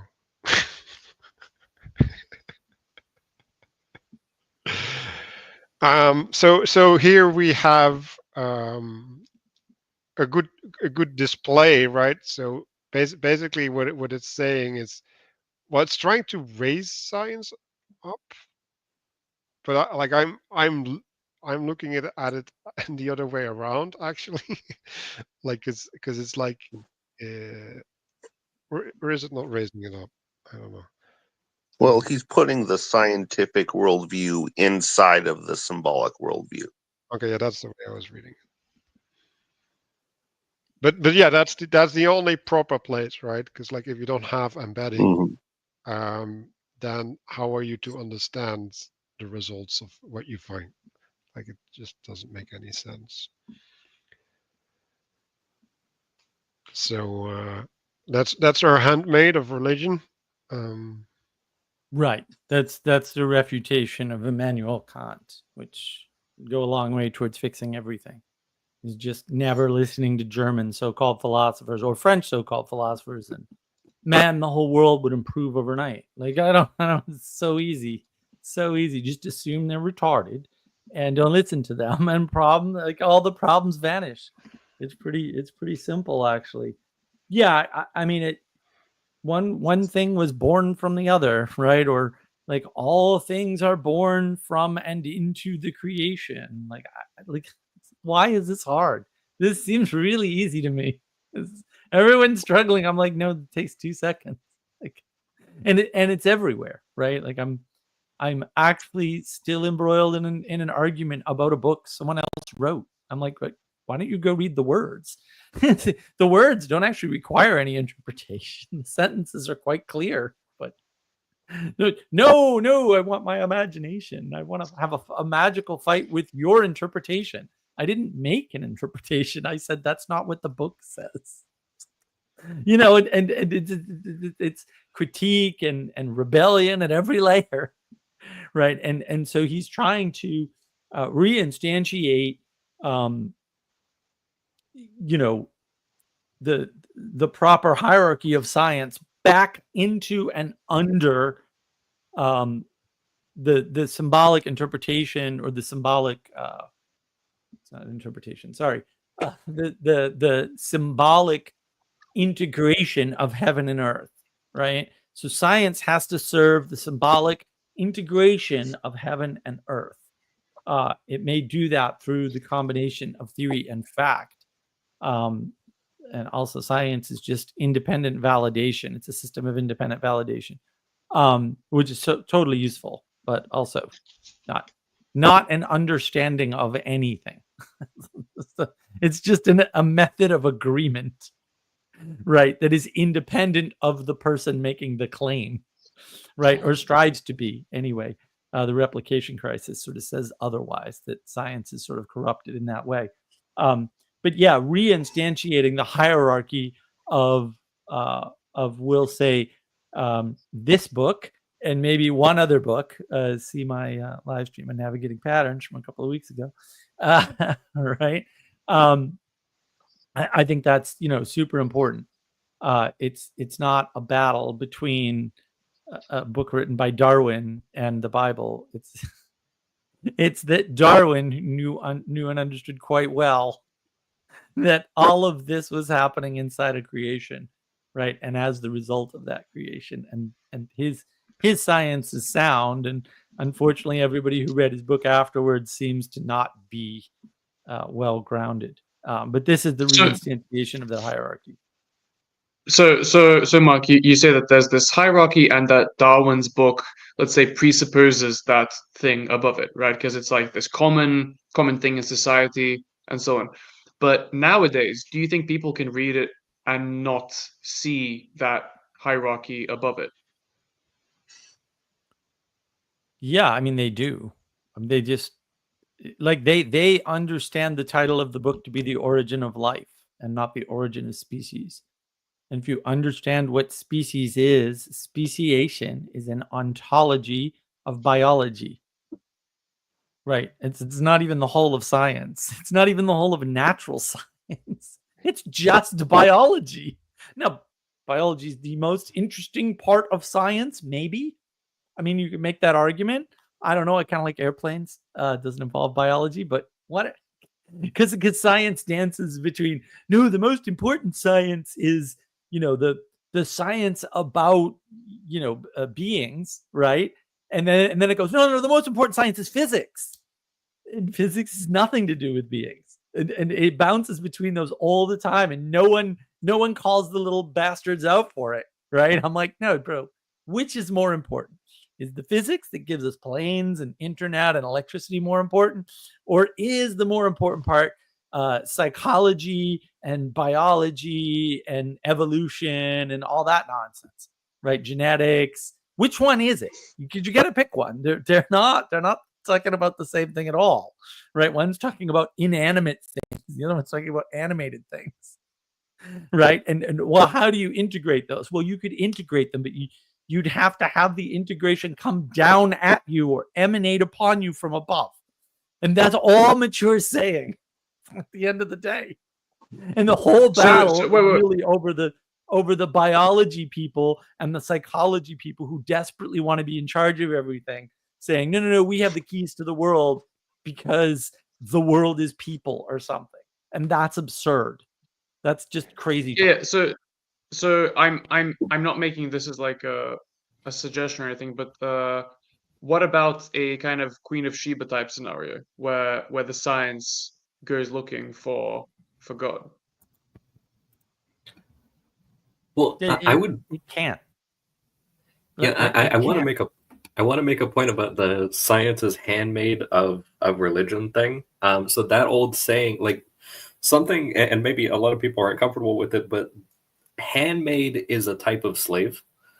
And like we've talked about this before, and like Mark has made really good points about and I've also given references of like Brazil, like a lot of times like people who sold themselves as slaves, a lot of times the big wealthy families are adopted as children essentially and are well educated and fed and cared for and sometimes even given, lofty positions. I mean, you even see this in like the biblical patriarchs and stuff. Like a lot of times they had slaves who wound up being in charge of their entire estate essentially. And I mean, that's also like Joseph in Egypt and stuff. Like but it's only after that submission and that acceptance of your place. And that point is actually made on the following page here. It's the only highlight I have on this one where it says, in reality, reconciling symbolic and materialistic worldviews would require scientists to fully acknowledge their place in the universe. And it's like, yeah, you can have, like, you actually can enjoy being a scientist and having your place and enjoying meaning coming along with that and everything, but it requires the subordination. And it is lower in the order of subordination. One way to think of it, Gustavs, is science goes looking for God and loses its meaning. Of course, yes. What else would happen? How else would you expect this to unfold exactly? You can't really be that ignorant. Oh, no, you can. Carry on then.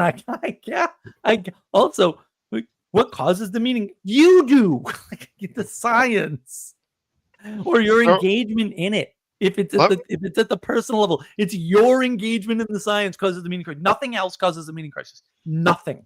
That's how easy this is to resolve. To use the last chapter, right? Like, I think the way to think about science is building a temple in the spirit.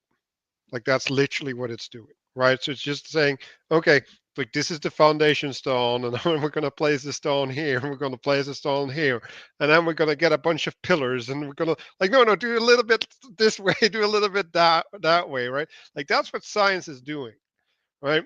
And to answer your Queen of Sheba scenario, right?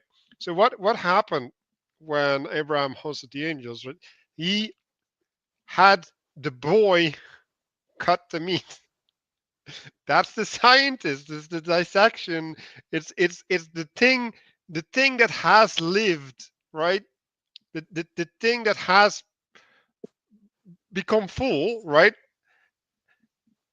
Making it into a specific, really tasty, right?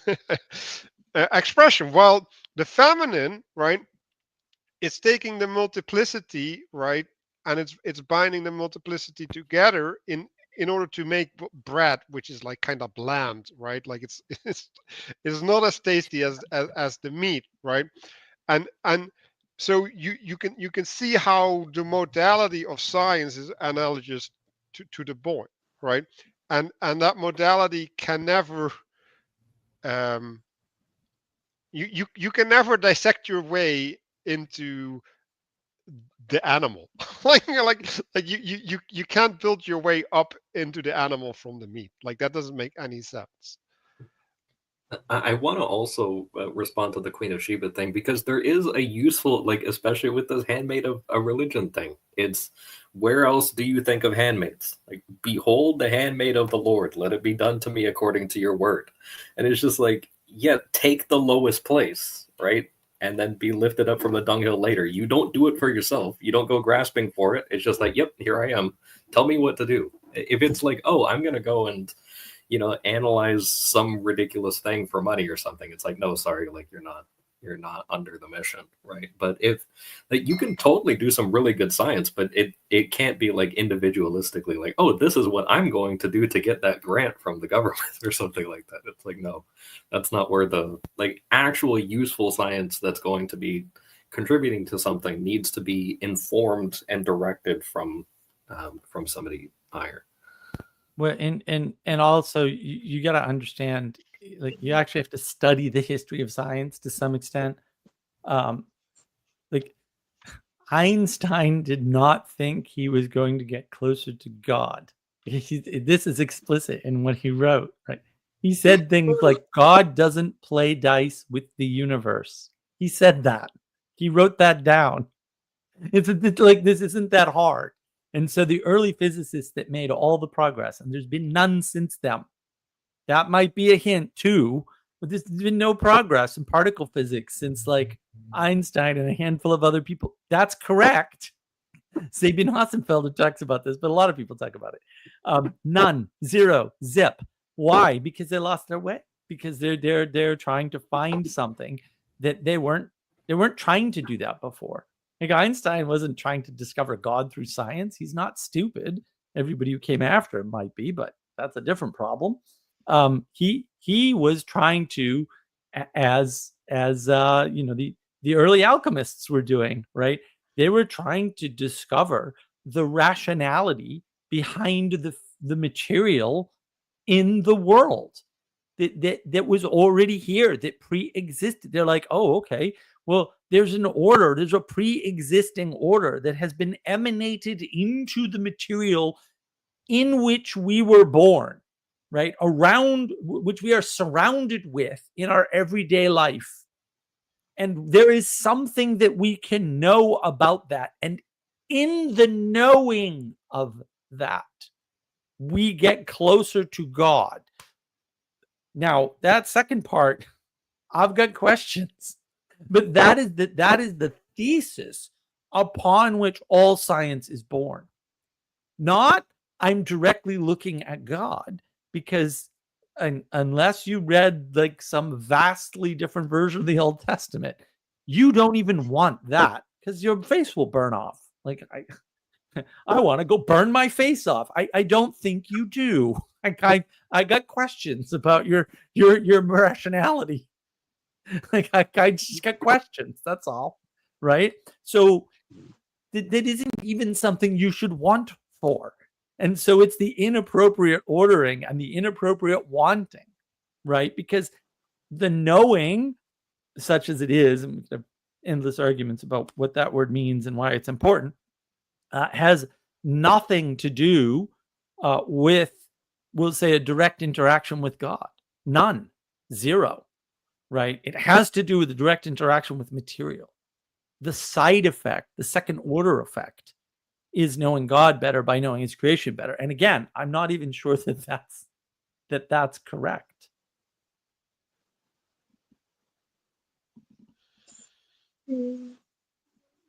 So I think when we go down, we kind of have a good representation of the dialectic, because I actually think that this is what Hegel was talking about, right? So you have the system, right, which is embodied in the state, which is like, that's the really nasty one, right? Like, so he's taking it from the church to the state, right? But whatever, right? You have the authority that's established, right? And then something new arises, and then it needs to be incorporated, right?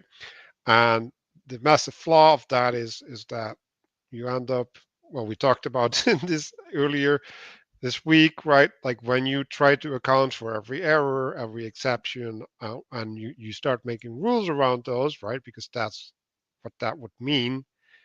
You get infinite complexity, and the system becomes a hamstring as opposed to something that liberates or lifts you up. And also, you have this idea, right, where the system becomes tyrannical, right, because people start relating to the system as a reality as opposed to reality as a reality. So Well, and also I'll note that this is just a refutation of Hegel, right? And it is exactly the point. Science can't look up. That's what this says. Science can't look up. It can't look up. It can decide between A and B. That's what it can do. That's the dialectic. Is it A or is it B? That's the dialectic. The dialectic is not any of these other things people are saying it is at all ever. They're wrong. It's that simple. Like, they're symbolically incorrect. They're also incorrect in every other possible way, but different discussion, right? All it can do is make an A-B decision, a binary decision, and stick you in binary thinking in a flat world. Science makes a flat world. A flat world is an equal world. An equal world is a world where you can't discern anything at all. And that is the problem, right? When you think the tools of the flat world can somehow look for God or look up at all, that's where you make a mistake, and everything basically destroys itself with your help. I think it's, you have to be able to look up before you can actually do the science bit right. You can't start with the science bit and then try to figure out how to look up from there, yeah, that's Peterson's thing with combining anthrax and Ebola, right? Yeah, exactly. That's a good example.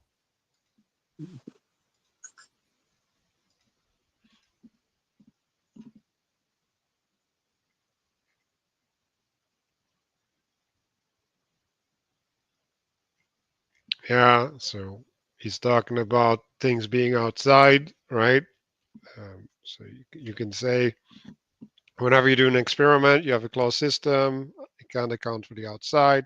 Outside is always going to be there, because right now we're in Gödel, whatever. But we're not going to complete that part. Um,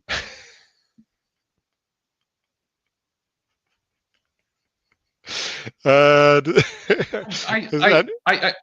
had an interesting idea today regarding this whole thing about the margin and sort of this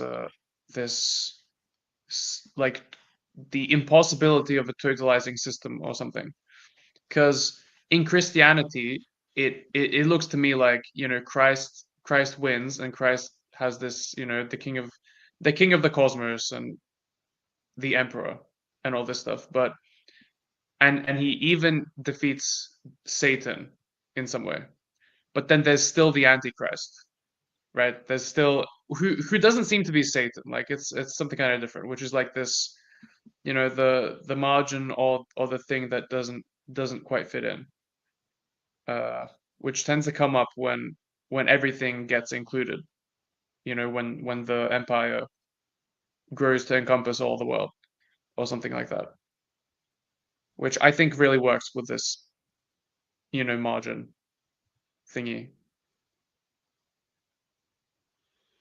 well, I think the Antichrist thing, like I sent you a message about animals and the role of animals in Genesis, and I think the animals, they're representing the natural aspect in relationship to man, right? So like we have man's role, and it regresses to the animalistic, right? So we've been talking about the bull and the lion, right? So like the bull is like the apex of the domesticated, right? Like it's like the animal strength put into a yoke that can express man's will, right? By plowing fields, all of that stuff, right? And the lion is like the king of the animals, right? Like it's the apex predator, right? Like it's the imposition of nature that puts you in awe, right? Like it just like it takes you out of any culturalization and makes you naked, right? Like it just puts you without your clothes, and it's like, okay, can you beat this sucker or not, right? Like because it's now it's like you're gonna live or you're gonna die, like that's all that's left there. Um and wait, now I'm missing my connection. Can you remind me where I was starting from?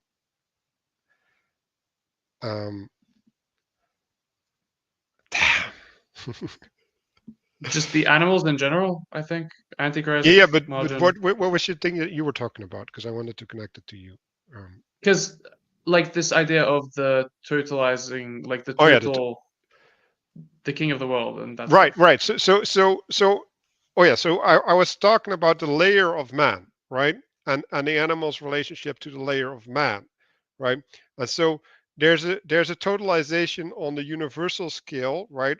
Like which would be like the logos, right? Like the abstract, right? And then Christ is like the embodiment on the human scale, right? And reverting that human scale, right? Like doing Satan on the human level, right, as opposed to on the cosmic level. I think that's the Antichrist, right? So, like Christ is the lion and the lamb, right? And if you're only relating to the lamb, right, which is the thing that we're seeing now, you're perverting Christ because you're removing the lion aspect. Yeah, it's like it's the human embodiment of the highest form of, or maybe the lowest form of identification against. You know, that it's like you can have, there's many like manifestations of little things that can reflect very well, but it's kind of like, okay, this is everything that rejects the name that it's been given, and then also chooses itself in relation to actually everything else, something like that.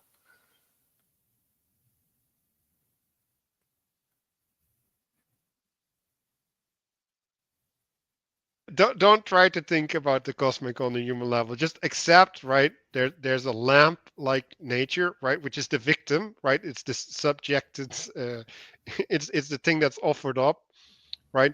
And then there's the lion nature, which is I get to impose my will. Like I'm unconstrained by anything because nothing can affect me, right? That kind of nature. And both of these nature need to be there in the divine, right? And if you focus on either, right, if you focus on the lion, you get the Nazis, right? Like, well, I've been doing a thing where I'm going through levels of identification, that you can identify with the nation as a Nazi, right? You can active identify with the community, then you get communism, right? You can identify with the individual, you get individualism, right? So what you're basically, you're trying to optimize for justice on the level that you identify with, right? And that's going to introduce a totalizing system, right? And the individualism is grasping onto onto the lamb, right? Like the lamb is the victim narrative, right? Because like what is the thing that's preventing you from being fulfilled as an individual? Well, it's the imposition of the external, right? You being offered up for something else. That's what's limiting your full expression, right? So the Antichrist manifests there, right? It's like, no, you're a lion. Like, stop acting as a lamb. Like sometimes you're a lamb, right? Like sometimes you're a sheep, like sometimes you're whatever. Like, I mean, I think with the Antichrist, the point is that Christ transcends these categories we've talked about in the book about time and space and all that, and so the Antichrist also necessarily does, and then that's the No. reason why they look so similar. No, that's the whole point. The identification of is greater than the identification against, even though it seems otherwise. That's what you're missing. The identification of is greater than the identification against, because the identification against is random chaos in all cases, right? You can say, I'm anti, and I'm against any random thing. Like I'm against killing animals and eating them. Like, you can say that, but you haven't identified what you are. And that makes you lesser automatically. You've already made yourself lesser. Now, you may seem greater in your mind because there's a lot more things in the identification against, right? Material things or ways of thinking about the world. But almost all of them are invalid. And and so what you've done is you've freed yourself from identity. And so everyone's freeing themselves from identity and then going, oh, I don't know what to do. I don't know who I am. And I don't know what reality is. It's like, because you freed yourself from identity by constantly identifying against, right? To identify against means you are rejecting all identity, right? Or maybe not all of it. It will be all of it. Right? You think you can just identify against one thing, but we live in an interconnected world, in an emanated creation that pre-existed us, that we were born into and therefore are connected to. If you reject part of that, you're actually going to end up rejecting the whole thing eventually over time. And so that's the Antichrist, is the anti-identification, right? And if you think of it that way, you realize, oh, the anti-identification, this is like nihilism, right? Nihilism to me is the silliest thing in the whole universe. And even the nihilists say, like, you stare into the abyss and it stares back. Well, if there's something in the abyss, it's not an abyss. Like, I don't like, because the abyss doesn't exist. Why? Because you were born into a creation, pre-existed you. It's really not that hard, but right. But people want so much to get out, to escape, to not be, to not have to conform to rules, that they reject identity. And in that way, you're rejecting all of creation eventually. And then you're lost. You're in a meaning crisis. You have an identity crisis. You can't. And then you want the things around you to form identities, right? And so you start making up terms and words and ways to understand the myriad of ways, because you're desperately trying to reconnect. And the next thing you know, you have 64 genders. And it's like, well, why don't you just go with the genders that we had? So and then you won't have this problem. If you don't create the problem, you also don't have to then solve the problem. So it's not like, oh, I now don't have to solve the problem. It's like, you also didn't spend the time, energy, and attention creating it. So actually, it's doubly better than you think, because you don't have to waste your time twice. You can waste your time 0 times. It's much better. It's much better. It's asymmetrical, in fact. Weird. So I want to use Matthieu's picture here, right? Because I think it applies, right? So what is the identification against doing, right? So you're discerning a heavenly principle, right?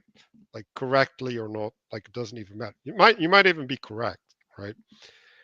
And then you're looking at the fact, right? Or you're looking at the expression of that principle, and you're saying it's unjust. And now you're like, I'm in between there, right? I'm on the place of science, and I get to correct the injustice because I can find the answers, right? So they just at the place of science add a social problem, right? Like this is just social science what they're doing, right? And so now we're going to correct this injustice, right? But what have they done, right? Like they have removed themselves, right, from it because they need to judge the thing, right? So they're not judging their place in the thing, right? They're judging the thing in and of itself, right? And then, right, like the thing in and of itself is embedded in 15 million other things, right? And now if you're serious about correcting this, right? And a lot of people are, because they feel like something is really wrong, right? Like you can just see it when they speak, right? Like it's like they're really passionate about it. We need to correct this wrong. Now you're going to have to reorganize all the things that are attached, right? So they're outside of your box. You're going to redefine all the things that are outside of the box in relation to the box, because they need to support the box and the justice in the box. Right? So now we can organize the whole world, right? And we need to get to net zero.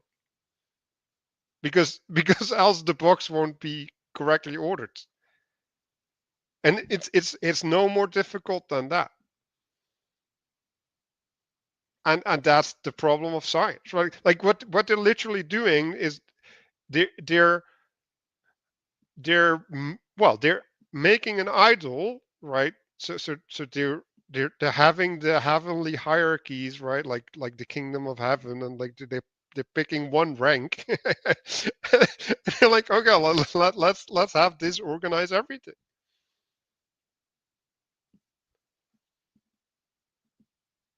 And you kind of have to, because if you're trying to order the world, right? You're trying to make a system, like you don't have another option.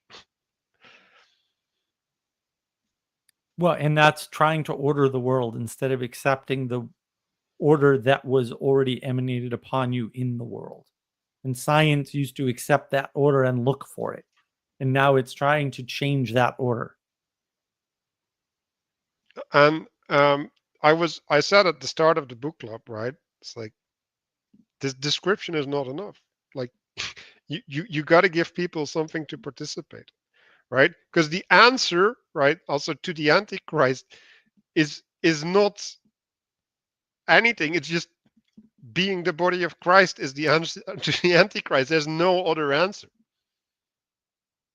Like, yeah, and I think that's part of Peterson's point about the crossing anthrax and Ebola is, you know, I mean, he doesn't understand that's part of the is-that-ought gap, or at least he doesn't express it that way, but it's also part of the participation, right? Like, if you could do that, what would your participation become, right? Or what options for participation have you introduced into the world?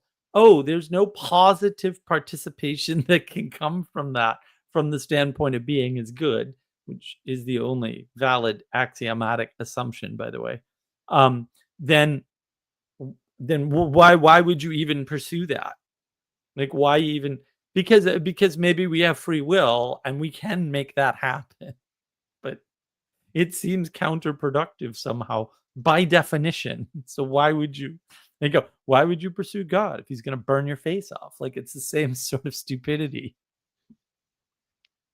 Why would you use meta? It's gonna make your brain go to mush. Well, to be fair, Mature is using it correctly, at least, unlike almost everybody else who's uttering the term or typing it out or whatever. Are you saying that he meta all the meta users? Yes. Okay. The final chapter.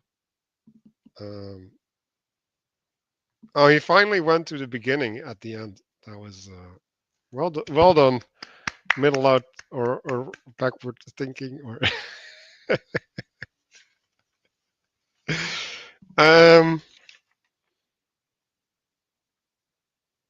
yeah, I didn't have anything to say about this.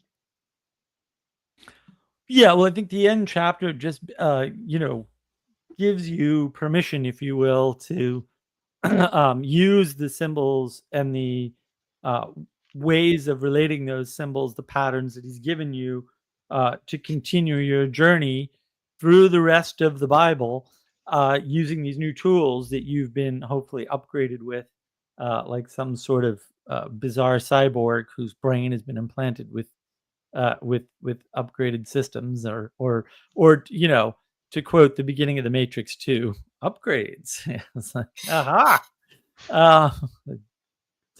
Don't get me started. So yeah, so I mean, it's just showing you, here's the basics again. Look at how many combinations you can make with just this, and that's not all of the things he went over in the book by any means, right? And he's just giving you permission to go ahead and allow yourself to employ these tools throughout the rest of the Bible to understand the Bible in a more poetically informative way, if you will, borrowing from our knowledge engine model, which you can check out on the Navigating Patterns channel. And that is, that level of engagement, I think, is what he's sort of inviting you into. And that I mean, I think it's a nice cap, right? Because he's also saying at the same time, I'm fulfilling my promise to give you these tools and show you how to use them, and now you can go and do that. Be fruitful and multiply. So I was just thinking, right? We had our 4 categories at the knowledge engine, right? Like the fluid. I guess it's like I don't know. That sounds awful lot like these. Maybe something to think about at some point. Yeah, I'm still stuck with this.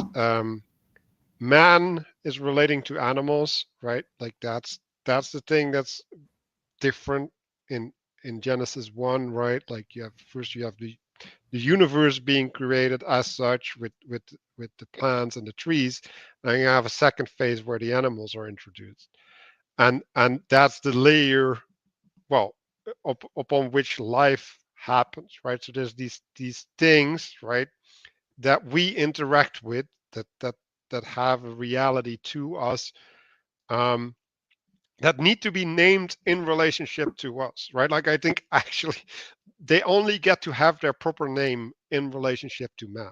Like they don't have a proper name in relationship to God, because or to God the Father then, right? Because they have a proper name in relationship to Jesus. But they don't have a proper name in relationship to the universal layer, because that's not where they participate, right? And so we kind of have to look at that layer, right? And like I already said, right, like we get to reduce these things to categories, right? Like not relevant, not interesting, not right, like danger, useful, right, valuable. Like all of these things, they precede the more complex scientific looking at their exact fitting in, right? Like because we're not discerning the fitting in when we're describing a category. We're just seeing their potential, right? Like we're seeing their purpose or something fitting in our purpose, and that's where most cognition should be. That I guess that's the thing, that because when we try to work backwards, right? It's like, oh look, the universe was created so many thousand billions years ago. It's like, okay, so now I know this fact, right? Like, let's just assume this is a truth. It's like, how does this participate in my life? Like, now I'm gonna have to find a meaning to this. It's like, how do I do that?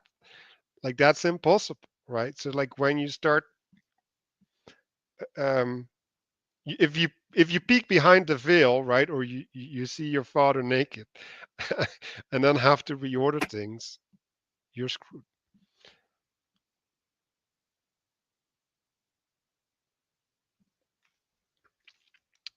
um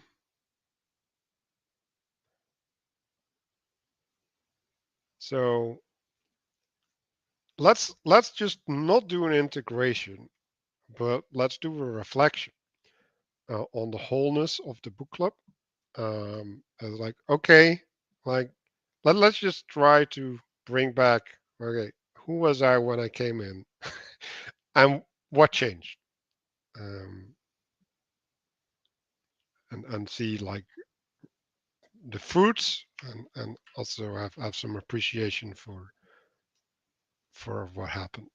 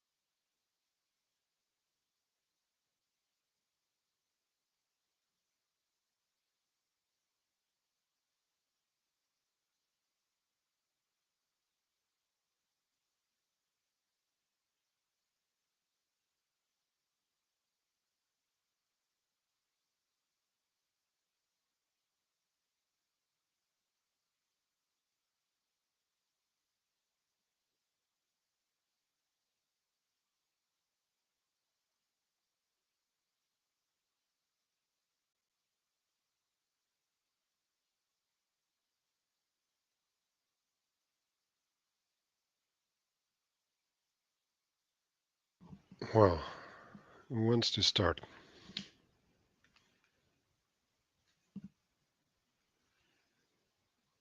Look into the face of God and burn. Okay. I'm happy to start. It's been a very fruitful year for me. In many ways. I've definitely felt a lot of lack in myself through the book club. And having that reflected back on me is good, I would say.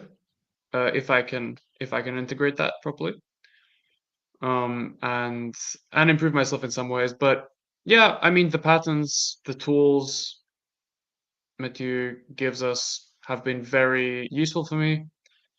Even though I did read this book before the book club, a couple of years before, I think, but going through it and like with the group and hearing all of your stuff and pushback and has been a lot more helpful than I even imagined it could be, because I've gained a lot, that I didn't get.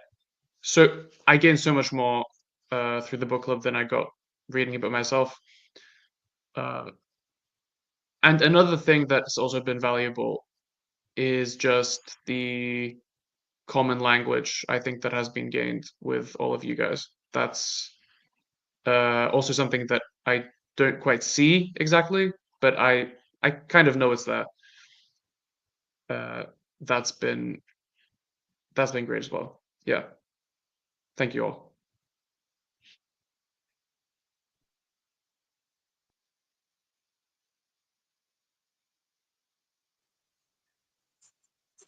I've enjoyed going through this. Yeah, definitely learned a bit or a lot about the symbolic tool set, I guess. And it's helpful to see that there's all these, one-to-many relationships, and that, to like mediating them properly doesn't involve like picking them all apart. You can just do things and not, try to analyze all of them and stuff. So even if I realize I tend to put myself on the wrong side of that, but a lot, but you can see the path forward to being a little bit better, at least.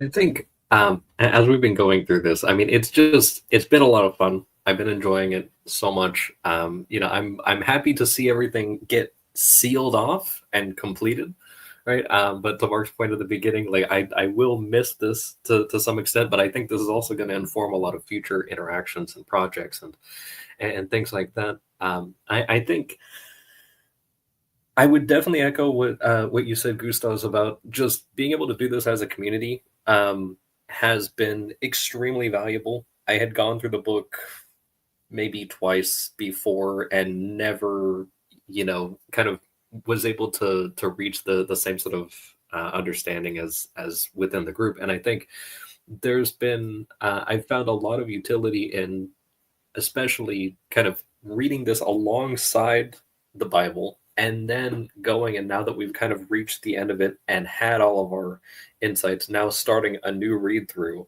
and seeing, oh my goodness, there's so much stuff that you can glean from that, but not just for the sake of information, but to Mark's earlier point about finding the things that apply to you and your state and then participating in that has been unbelievably useful. And I think to a point that he made yesterday in the live stream, thing about if you have intimacy and then you were aiming for virtue or participation, that the meaning comes for free. And I think especially with the encouragement of doing this as a group and it being said explicitly, but also kind of demonstrated implicitly, that participation, I would probably, you know what, I could say confidently that there is nothing I could say that is without meaning from my perspective. Like there's, by allowing this lens to inform my reading, which then informed my participation, I think it would be unfair if I were to ever say that anything no longer has meaning. So that's been extremely valuable, and it was completely free. So there's to no credit of myself, it was very, very fun, and I highly recommend that people engage with the book club if you've shown up late. and definitely kind of carry this on into your own reading, and especially into practice, the things that you can glean that are relevant. Yeah, I think with all these sorts of group activities, the big thing that you gain is that whole that is greater than the sum of the parts. And so, yeah, I mean, I had read all but the last, I don't know, 6, 7 chapters by myself, and I kind of got bored. So I'm like, this is all obvious. But then seeing how other people are seeing the book and interacting with their questions and their viewpoints, and understanding the richness and fullness of the ability of other people's perspectives to add to my own was a really enriching experience, as it always is. I mean, the Texas Wisdom Community Book Club that we did was the same. But glad I didn't have to read Plato's Republic by myself. That would have been terrible. And so just interacting with other people's perspectives while you're actually looking at the same text allows you to sort of get an appreciation for the difference between what the text says and what an interpretation is, right? Because each perspective could have a different interpretation, but the text hasn't changed. And so it is that sort of invariant signal that people get a sense for. And I think beyond sort of the book and the understanding of the book, being in community in a book club and having it structured, we'll say in this way, which was informed by a lot of previous work, right? Thank you to Dr. Vervicki. That was an enrichment in and of itself that was worth all the time spent. Because this is a big commitment. Like 40 of these is a huge commitment. It's a lot of time after the book club. I was talking about the book club in some cases, my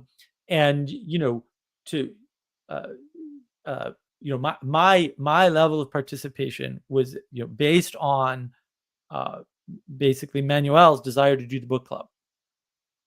And so I want to thank him for putting in all the effort and organization and everything else, because it's very hard to organize anything, and especially organize people, because people suck. They're terrible. And we started out with a different crew to some extent, which is fine. Like, there's nothing wrong with that. And I hope everybody gets to engage at whatever level you can, and get something out of it, even if you're not able to interact sort of live. I mean, it's a lesser form of interaction, maybe, but I think that's okay. Like, I think, because it's very overwhelming, right? Even just talking to me over Twitter can be very overwhelming for people. And right, not to mention Manuel, who's Dutch. So there you go. And so whatever your method and mode of engagement, we'll say after the fact, because this will be our last one on this book, that's for sure. Take something away from it and engage with the whole thing. Don't skip around. There is a progression. It's not a deliberate progression, but like, there's a progression as the result of time. There's a progression as a result of the progression of the book. There's a progression as the result of the increased understanding over time, right? And take the time to really take the book club seriously.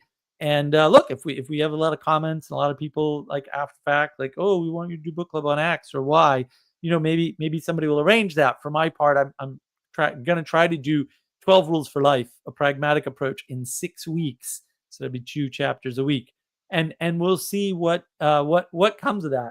I'm not going to be able to run as tight a ship as Manuel does. So I want to thank him for all his efforts. Yeah, I kind of, yeah.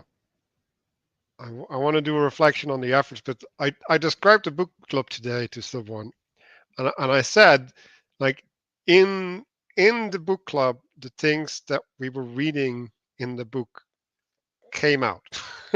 So like we did have like a participatory expression of what we were engaging in. Like, that was kind of what I was aiming for. And like I since you guys started talking about me, I got reminded of some of my tribulation.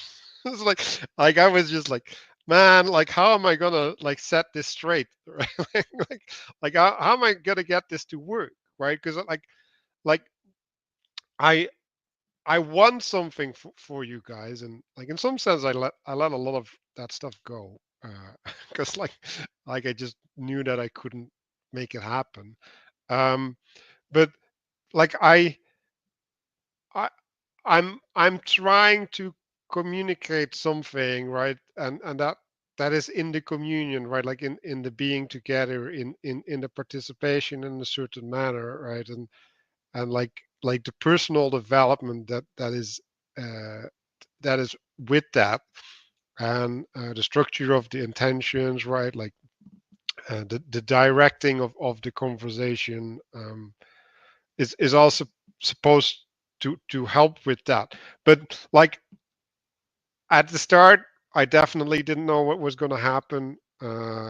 Like I knew what it was important, right? Like I had criticisms on the book, like some on a level of I don't know technicalities, but also on a level of okay, like what are you doing, right? Like how's this good? And um, so on a more personal level, like I still don't have a good response to that, saying like okay, like it should be this way. Um, like I kind of know what's missing, but not how to do it. That kind of thing. But well, we got it, or at least I got it out of it anyway, right? Like I got to see it like form like an egg inside of me, right? And like now I have this egg and I need to hatch it somehow. Which is interesting to see yourself go through that, right? And then in the outside world, right? Like I think the book helped with like I was talking about with the animals, right? Like putting things in their place. Um, and that allows me to know how to respond appropriately. Um, I also get to see things in other people, right? It's like, oh, you're trying to do this, right? And now you're being frustrated in that or something, right? And then you can place them in these archetypal relationships, right? And you can help them, and you can help them not so much in like, oh, look, I'm gonna give you tools. Like no, like I'm gonna give you the foundation stone, right? Like I'm gonna give you the stone that you can stand upon, and then lift it up yourself, because like that's eventually where we need to end up, right? And the other thing is like I've been starting to see these patterns beyond the patterns that were in the book, right? In the Bible, and like I've been trying to bring them into the book club, but I think it's important to I don't know, like there's a sensitivity in the sense of observing, but there's also a way of being or something that is required to be receptive. And so like when you start getting to know that part, it's like okay, like I guess I'm going to use the stupid word flow, right? Like I'm in the flow, right? Like I'm following a true line that is real versus I'm trying to get something out of the text. Um, that that is the thing that opens doors, right? Like that's the thing that closes opens the shutters of your eyes, like um and I think ultimately, right, it's something like that you want to communicate, right? Like you want to have the trust, like that's a word that I wanted to bring in earlier, right? Like you want to trust on the system so that you don't have to double check 15 things, right? And I like Christopher said, like you don't need to know all of it to do that. Like that's no, you just need to know that it's there and how to access it, right? And then what will be revealed, right? Because that's the thing that's necessary to be revealed. Like that's the path to that. But yeah, like I also was experimenting with this book club format, right? And just seeing like what can people handle and what can't they handle, right? It's just like, for me it's so frustrating. It's like, here, like, like, I got the pearl, like, don't be a swine, please, right? But like, it's in our nature to be swine somehow, sometimes. So yeah, I'll leave it with that. Maybe we can get some reflections. I think I see RJ said some stuff.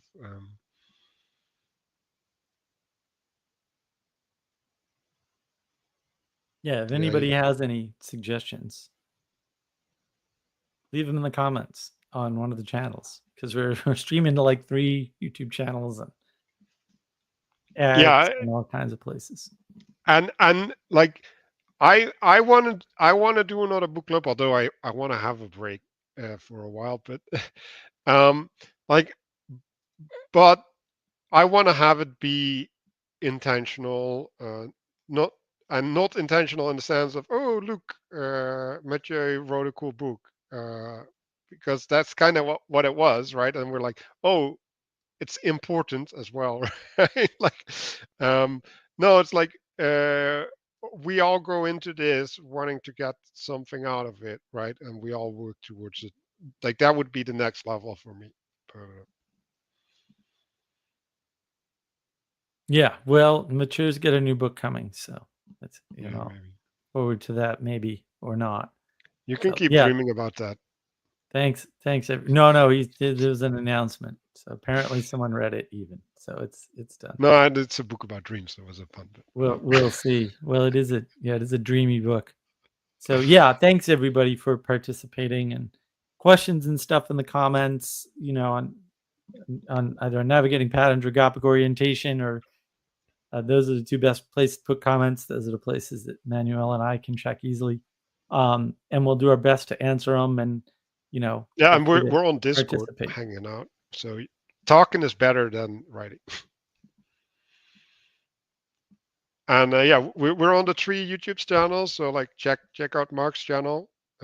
He's doing all of his weekly live streams, and he's doing explanatory videos around things that have been based upon the works that we did on Vervaeke's Discord server, and his life as well, obviously. I do want to do some projects, but I'm like I got myself full with this, which is like, I don't like, I need to get my stuff together and start producing things. But I have some ideas of where I'm going. I think the first steps that I want to do is write more on Substack, and I want to produce like a body of work, and then do something with that body, right? Like, give it into a digestible format. Because I think if you want to write a book, like Matthieu said, he was like 10 years or something, he was ruminating on this stuff. So yeah, like, it's not easy. Anybody last words?